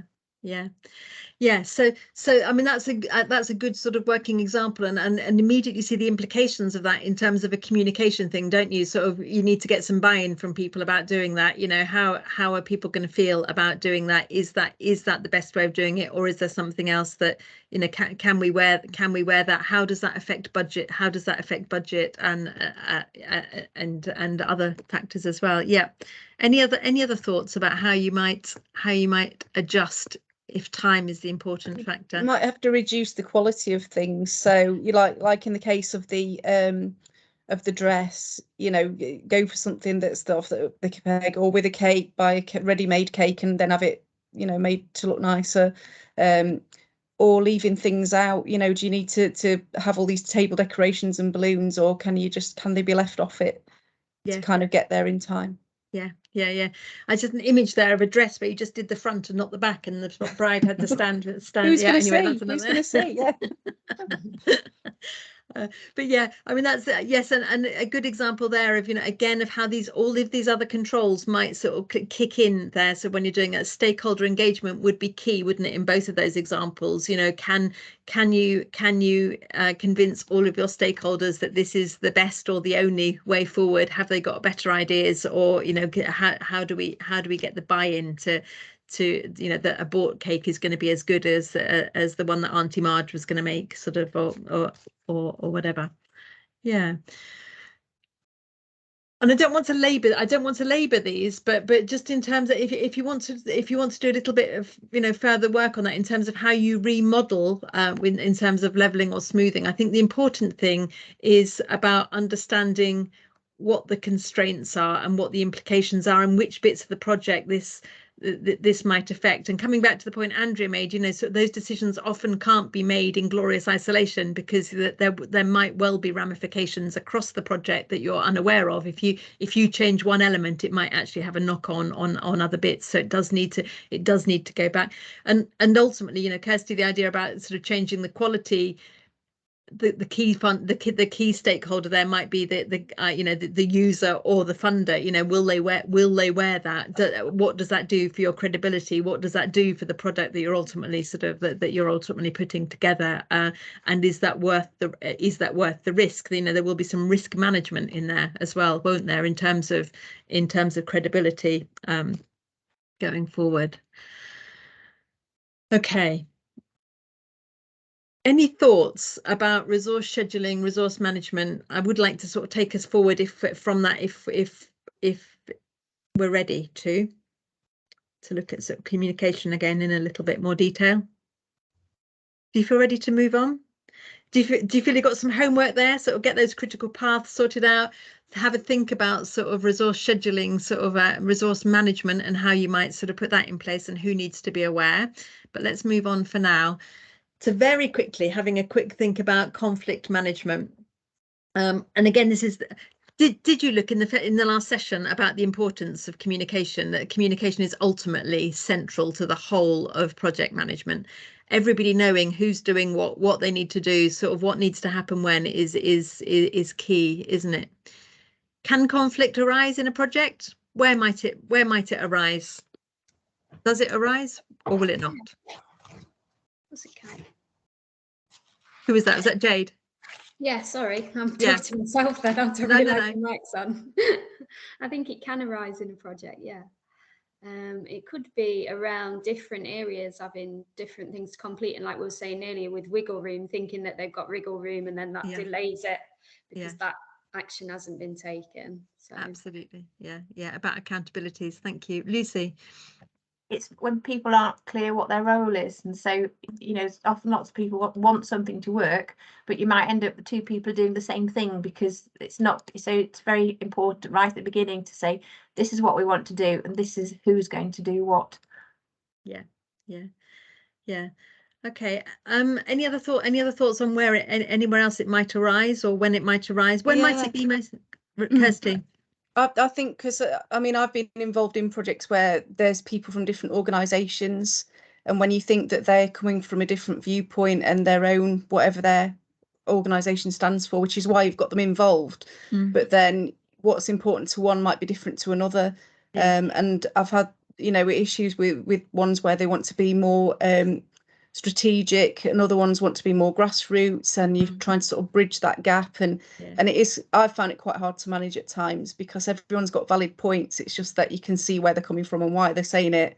It's kind of, how do you manage that? Yeah, and sometimes that might be quite trivial things, and sometimes it might be fundamental things, mightn't it, that haven't been ironed out in those first discussions, that you suddenly think, oh yeah, we've got a bit of a problem here. We're wanting different things from this, or we've got very different approaches going on that we hadn't prefigured. What do you think the role of the project manager is in terms of how conflict should be managed? Any thoughts on that? We could go for multiple choice here. A, brush it under the carpet and hope it goes away. B, deal with it head on. Karen, Julie, you've got your hand up. I think it probably goes back to part of the project planning and being clear of what, if you're working with numerous partners, who's responsible for what, and maybe kind of having that written down and sort of signed up before you start. So then you go, well, actually, this is what you agreed to, so you're not doing that. So, you know, you've sort of got a starting point of a, to kind of make it clear what they actually agreed to in the first place, if they're not then doing what they should have been doing. Sure. And a lot of that actually is about sort of avoiding conflict in the first place, isn't it? If there's clarity, if the communication strategy is right, if the plan, all the planning and the record keeping, record management is safe and it's been communicated sort of properly, then actually you might avoid quite a lot of the conflict to start with, but it also will help you manage it when you get there. Marjana. I just think if the project plan is well detailed and the particular tasks are allocated to particular teams of people, then everybody knows what they are responsible for. Yeah. Yes. So that clarity of planning sort of is absolutely key. It doesn't always work completely, but yes, it helps. Lucy. It was just really just saying, makes you realise how important it is when you've got a project inception, when you're thinking back, that everybody that's involved is really clear why it's there and what it's for, because that's when conflict arises, because you may have two key people that are involved, but they have a different perception of what the project is about. So they're both quite keen and wanting to make it work, but because at the very start it's not really been clear about what it's for or what it's doing, that's when problems can arise. Yeah, indeed. Okay. Marjana, is that a historic hand up, or were you wanting to say something else? Sorry, it is a historic one. Okay. So yes, it's sort of key and probably, you know, old news in terms of every other bit of work. You know, the conflict can come in for just those same reasons in any element of our work, in the same ways it can for a project. And I think this might be something you've come across in other bits of your work in terms of management. Does this look familiar? Thomas Kilmann's conflict resolution model. Sometimes see this in terms of assertiveness training as well. Just the underpinning thing about conflict within project management is that it does need to be managed and it needs to be dealt with sort of positively, because actually it can actually be instructive and can take things forward. So it does need to be acknowledged and it does need to be dealt with. And there are different ways potentially of dealing with that depending on what the issue is. If it's a trivial or a time critical piece of sort of conflict, it could be that going in with something where the importance of achieving the goal is key sort of work. So that might be an authoritative, just do it, you're doing it, sort of might be the approach, and you know, stop your nonsense. The other end of that in terms of getting people together is, you know, sort of is to get to this place where you've got a win-win situation and people are collaborating, really, where people's needs are being met, people are engaging, people are engaged with the process, but also wanting to meet the ends, and sort of a process that allows those issues, conflicts, to be explored positively.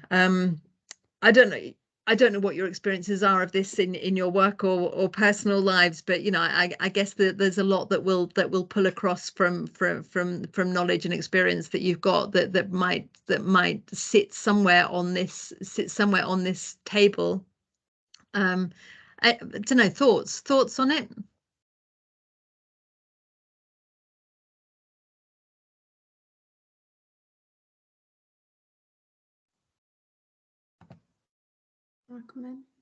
Jade, yeah. All I was thinking is, I think, speaking across the sector, sometimes we've seen all kinds of approaches, haven't we, in avoiding, but then we can end up in a really dangerous situation. Yeah. So I always think that kind of compromise and collaborating is where you want to kind of be, especially if you're working across different projects. Because you've got to be mindful with avoiding and accommodating, that then it's going to be kind of biased in one way, hasn't it? Or it's going to blow up. So it's trying to meet in the middle with it. But I do think it's best to kind of face it head on, and it's a useful tool. We've used this tool. I've seen this tool before. Use this tool. And you've used it effectively? Yeah, we have. We always use, maybe it's because as well the counselling kind of background and therapeutic field, conflict resolution and looking at windows of tolerance as well. That can be useful alongside, because we've all got different windows of tolerance and where that sits to then inform this when explaining to teams. And I think one of the issues sort of in terms of looking at this now is, you know, how you build in that sort of the approach to conflict resolution almost into the project plan. You know, sort of how is it going to be communicated, how is it going to be dealt with, and so that everybody's sort of expecting that if there's not agreement, sort of what are we going to do with it. As we said, the better the planning is in the first instance, so the more likely, and the better the communication and the recording is in the first place, that the less likely it is that there will be major conflicts of opinion. But there will be, you know, they might not be significant, but they will have an impact on the project, won't they, and the outcomes of the project and the relationships if they're not dealt with. I was just going to add to that. Compromise and collaborating is the way you want to go, but surely in small ways accommodating can be a good thing, because if you've got, say, a couple of people who have different opinions and you go in thinking your opinion is the right way, but actually on reflection you think actually that their idea is better, then surely you can be accommodating and agree with. So on small levels, accommodating surely is a good thing as well. Yeah, I mean, none of these is wrong, and all of them might be used in different scenarios and different situations. You know, I think if you found that you got a major sort of, you know, I don't know, that your trustees are on a very different page from your user group, sort of, you know, that's a major thing that you would probably need to go back and actually do some major work on, rather than say, you know, get your ducks in a line and yes, okay, we'll give in. But yes, there might be things you just think, yeah, okay, heard, and listening is key, isn't it? Sort of, yeah, heard, let's change that and move on. But again, coming back to the controls that Andrea talked about, you know, sort of be aware that any changes might have impacts on other bits. So you just need to make sure that that's written back into any sort of anything that sort of might have a knock on other parameters of the project. Kirsty. Oh, we've lost you. You've muted yourself. Sorry, I clicked in, it clicked back on again. Sometimes I think if you compromise, you could end up with a watered down product, because neither party is having their needs met by trying to sort of agree in the middle. So sort of relating to what Annie was saying, sometimes someone's got to yield to somebody else. And the project I lead on, it's all about collaboration, and there's always viewpoints and things like that. And I have to keep relating everything back to fact. So there might be hearsay that somebody believes that these certain people are having this done to them, and it's kind of like, well, how do we know this? Is this every area? You know, what's your facts and this kind of thing? Because we can get caught up in our own opinions, and they may be relevant, but you know, if I'm trying to sort of level things out, as it were, I try and base it on fact each time. Great. Yeah, no, thank you for that input. And yes, I think that the relationships are key within that. They're absolutely key within that, aren't they, in terms of building relationships and maintaining relationships. Jade, first, is that a historic hand up, or did you have something else to say? No, I've done that by accident. That's okay, that's fine. I was looking for the thumbs up reaction for what Kirsty okay, we'll take that. We'll take that as a thumbs up. Andrea.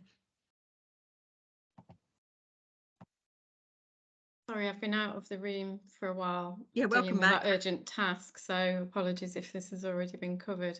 I was just going to flag again that, as with all of these tools, and as I know we know in theory, they can't be used in abstract as a two-dimensional tool against one goal, because to make the right judgment call, and we'll all have used all of these approaches at various times according, you know, to the priority or importance of the goal. So sorry, to put that in the context of an example, you may have two equally important goals, and one is delivery of X, whatever X is, an event or whatever, and another is building strong relationships of trust with other organisations. And that's a big one in our own strategy at BCVS, for example, as an infrastructure B2B organisation. So you've always got to make this judgment in reference to that other goal.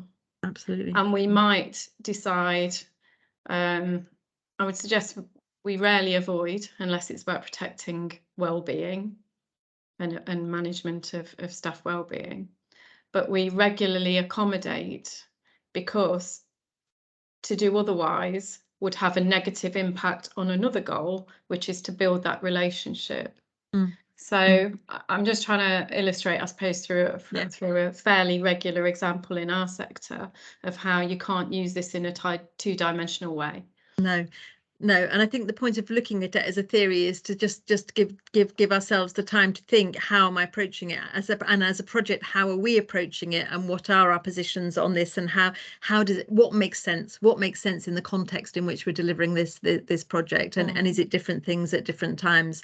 And at some level, you know, accommodating is also collaborating, because it's hearing what somebody else needs and deciding that you're changing your mind. You know, the difference between those is not necessarily that sort of that great either, is it? So you know, there is but a the risk of in not doing it for our sector, and particularly around infrastructure support, is that you become competition and start competing and prioritize your own goal over a relationship.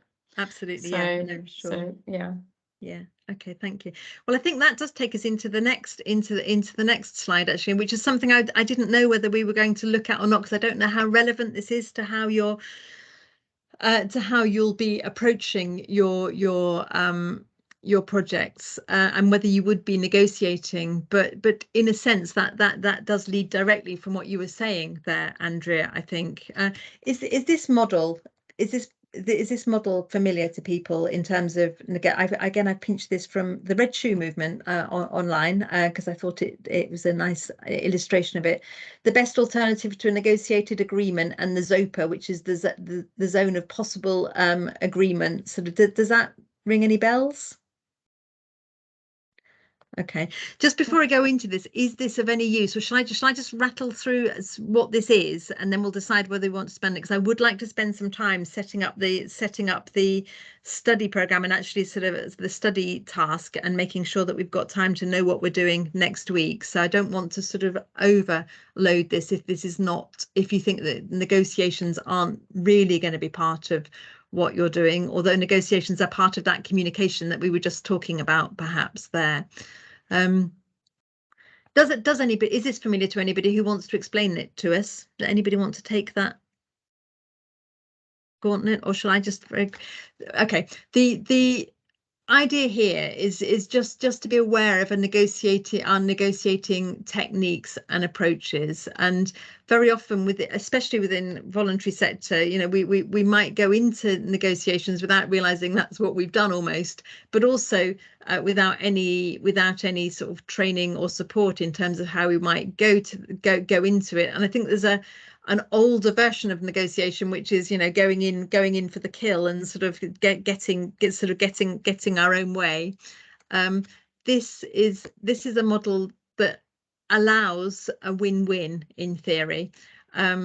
So what you have here in terms of a negotiation is preparation before any negotiation. And here, you know, it's a commercial one, and it's got dollar signs in front of it. It's not necessarily about money. It might be about parameters. It might be about resources. It might be about outcomes.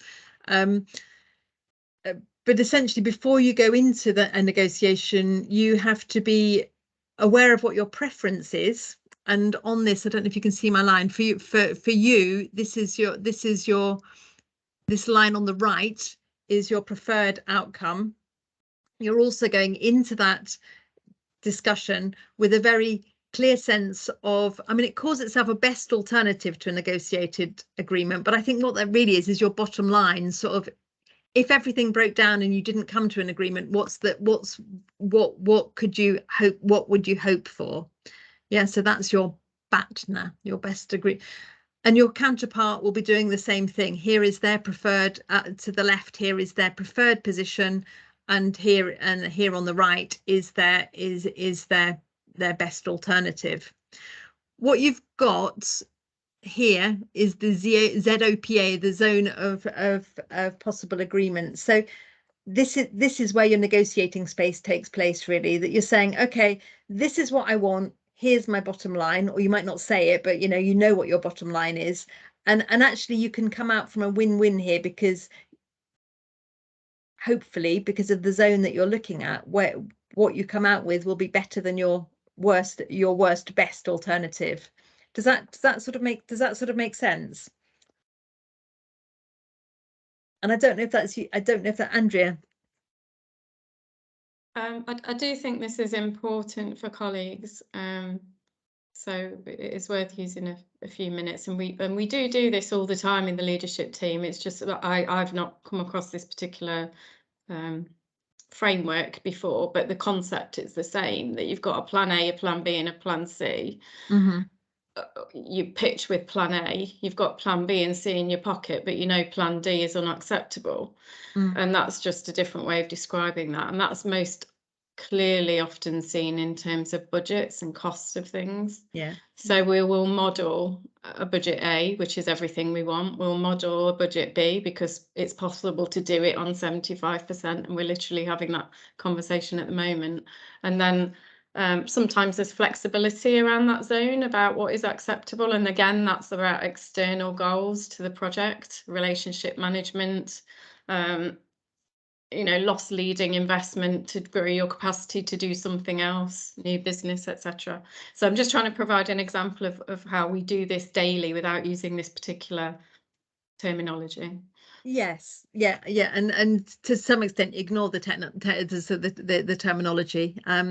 It's about the approach, isn't it? Really, sort of, how do we create a space whereby both parties can feel that they've come out with something useful ultimately, rather than somebody having sort of won and somebody having lost? Because in terms of that relationship building that we've been talking about, you want to use negotiations as a way of beginning to or continuing to build relationships, don't you, rather than knock them in place. It's not about power. Giving is often more important than gaining in negotiations. Yeah. And Andrea, sorry, was there something to add? I was just going to extend the example further, in that for where it's feasible, an example of how we maybe I shouldn't say this if it's being recorded, how we pitch an application, maybe that you know that model A that you're asking for is more than you need. You're fairly sure you're going to have to agree a negotiated settlement. So your real model A is actually model B, and you go in with a bigger ask. Yeah. And that's again all about the art of negotiation rather than the science. Yes, and be aware of the value of what you're conceding and the value of what you're asking the other person to concede or offering them as well, because that is really powerful. And within your own examples, you might want to think what that might mean, and how much wiggle room you can introduce without blowing your plan out of the water, really. But yes. Yeah, I think the whole sort of the going in sort of asking for £1 million when you want 5 is, is probably old school, but there certainly might be some parameters in there that you say, well, this is actually what I really would like, but this is what we can deal with. Yeah, sorry, just to come back on that to make it clear that that's an informed choice that you make, knowing the conditions in which you're operating, and that's not our default mode of operation. I will fairly regularly go into a negotiation being clear that it's not a negotiation. This is our bottom line. We don't have time. We're going to be honest with you, and that's about integrity. But you've got to know you've got the ability to have that conversation in the first place. Yes, and the trust that and have built the trust to have that conversation, that you will be that message will have credibility as well. So where I can give, I will give. This time I can't, and the time is fit, or the outcome is fixed, and this is what we need to deliver. And that's actually not just about with with external partners or funders, is it? That might well be with colleagues, within the project management. If you're having to ask them to do more or do things differently, that negotiation about can we shift this, it is essentially a negotiation as well, isn't it? Sort of about which depends very heavily on relationships, and you don't want to jeopardize those. Okay. Any thoughts or questions on that before we move on? Because I would like to sort of spend 5 minutes sort of setting up. We've only got 5 minutes. I'd like to move on. Can I move on? Can I ask no questions and move on? Because otherwise we are going to run out of time. Is that all right? Okay, right. There are 2 more things that I want to do in 5 minutes. One is to set up the study task, and I might need Andrea's help with this in terms of the local project if people are going to use that. And the other is just to check whether there's anything, and I might need you to feed this back to me afterwards, whether there's anything sort of outstanding that you would want to pick up next week in terms of recap, or to push a little bit further to look at a bit more in the session next week, which is your final session. But what we're going to ask you to do between now and next week is to have a little bit of a go at applying some of the work that you've done over the last 3 sessions, and do some work on a project management plan or elements of a project management plan, either for a specified, and let me just go forward a bit. Andrea, I've not spoken with you about this, but I've just taken this from your email. This is the project that we might want to base this on, or you might want to base it on your local projects. So you might want to look at the Learning on Prescription project, and you may need more information from Andrea on that, or you may have all that information. I don't, but that's Andrea. I don't know if you have thoughts on that. I've actually got another project in mind, so for BCVS colleagues, I'll take that offline. Okay. So yes. Let me stop sharing and go back to the one before. So yeah, what we're going to ask you to do is, and it could be the ones that you've already been working on if you want to, because you've started doing a business management structure, haven't you? And now the critical path, you could continue with that project if you like. But what we're going to ask you to do is bring together some of the elements of a project management plan. You might want to concentrate on some more than others. So that might include things that you've looked at in up to now, sort of business case and scope, some things around the timeline and scheduling, the budget, risk, quality or procurement, stakeholders and communication, health and safety, change control. I'm looking at your faces to see if I'm seeing any glints of things that you've looked at in the last 3 weeks. Information and reporting requirements. There are a whole series of things that you've looked at, and you might want to concentrate on one element of those. You might just want to take that business management structure and actually continue with the modeling, the resource scheduling of it. Andrea, sorry.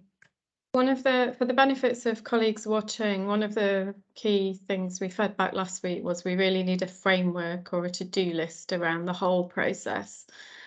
So some of what you've just said we have covered, some we haven't. We haven't really discussed tolerance or change control processes, for example. So that would be helpful, I think, for colleagues both watching and BCVS colleagues to identify what we've not covered so far in the course, so therefore what we need some additional learning around, and what we don't have processes for in our organisation, so what we need to focus on. And I'll brief colleagues separately around the project, which I'd like us all to work on collectively as BCVS, which is a new one separately. And I think if we use that as a learning exercise, because it's one that's not started yet, we don't then have to deal with any live issues or any real risks. Okay, that sounds good. Does that give everybody a framework to work on in the between now and next week, to come with something that allows you to apply some of the issues that we've looked at and say, okay, this is how I would use this, and actually make it a little bit more real for you? Does that? With the caveat that it would be really helpful, Nikki, if you have a list, even if it's just a list rather than a flow chart of all the different controls and stages and tools that we can select from, and it'll be a menu and we'll pick what's appropriate for this project. Sure. Okay? I was thinking that you might want to go back through the slides and actually use that as your sort of that sort of list, but I can put a list in the chat, or I can send it via email to you, Andrea, if that's Brilliant. useful Thank you very forward. Much. Yeah, okay, that's absolutely fine. So do as much as you feel that you can for next week. Bring it back next week, and there'll be discussion. There will be discussion about that, and sort of what you've found, what you've managed to achieve, and any gaps that still remain there. But then just very, very finally, I'd like to ask whether there is anything that you'd like me to forward to Ian. Ian's going to be doing the next session for you about project management that you feel you've not yet, that you'd like to look at next week, that you'd like to cover again, spend a bit more time looking at, or move on to. Again, maybe you want to have a think about that and forward that to me via Andrea with an email. Would that work, Andrea? Or I'll collate the comments and send them in one go. Is that okay? Is that Thank you. okay? Yeah, no, that would be grand. Thank you. Okay, sorry that was slightly sort of speedy at the end there, just to try and get everything in. But just final reflections. Any thoughts about today? Anything that might be useful, or any sort of zing points today?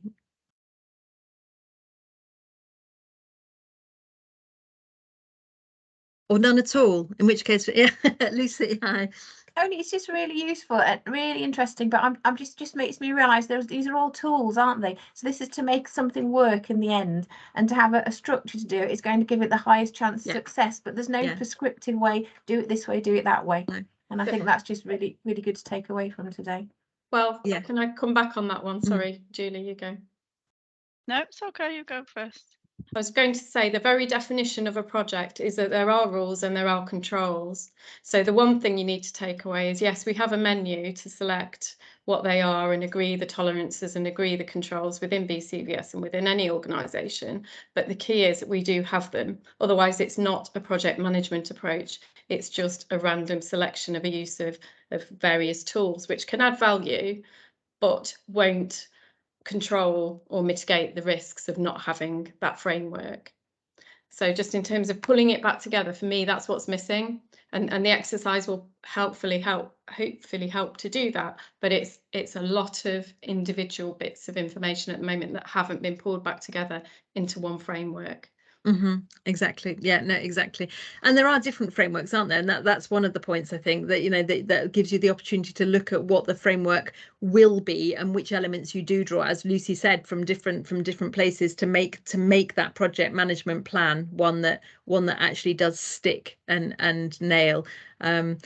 And I think what we've covered again sort of does you know, as I say, it's most of the learning for, you know, a level, is most of the areas for, you know, a level set. If it's whet your appetite and you want to go on and do a project management qual, you'll have covered a lot of the ground to do that. But hopefully what more importantly, what this will allow you to do is to go back to a practical management of a project and put these in place and use them in real life, in anger, as it were. Julie, sorry, you got your hand up. Yeah, it was probably just kind of following on from what you're saying. When we were working collectively on the critical path, you know, different colleagues had different understandings of the actual project that we were kind of discussing, but using that tool, we were all able to input regardless of how much about the project we knew. And I think that's really important, that everybody you get buy-in from everybody, that they understand the model that you're using and how they can input into it. So that's what I personally found useful today. Thank you.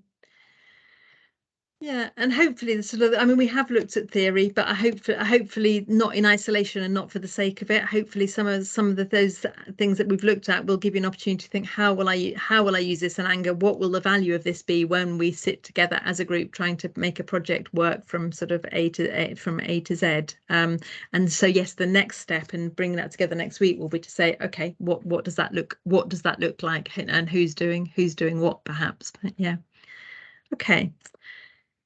Are we done? Sorry, I've taken us 3 minutes over. That's very, very bad practice, isn't it? And thank you for your tolerance there. Can I conclude, just say thank you very, very much for your input today. And I know it's tricky when it's all online and we haven't had breakout rooms, so we've not been able to sort of really engage with one another sort of in groups. But thank you, because I think you've put a lot back in. Hope that's been helpful. Hope you've got ways forward, and yeah, let's get that independent study task up, and let's use it usefully next week in terms of signing the course off, and also getting those projects and the project management up and away. Thank you. Thank you very much, Nikki. I'm going to press stop on the record button. So thank you, everybody. But colleagues, can you just hang on for 5 minutes, please? BCVS colleagues, sorry. Thanks a lot, Nikki. Thank I'll you, leave you to, Nikki. you know where I am if Thank you've got any you. questions, but thank you. Take care. Bye-bye. Bye. Thank you.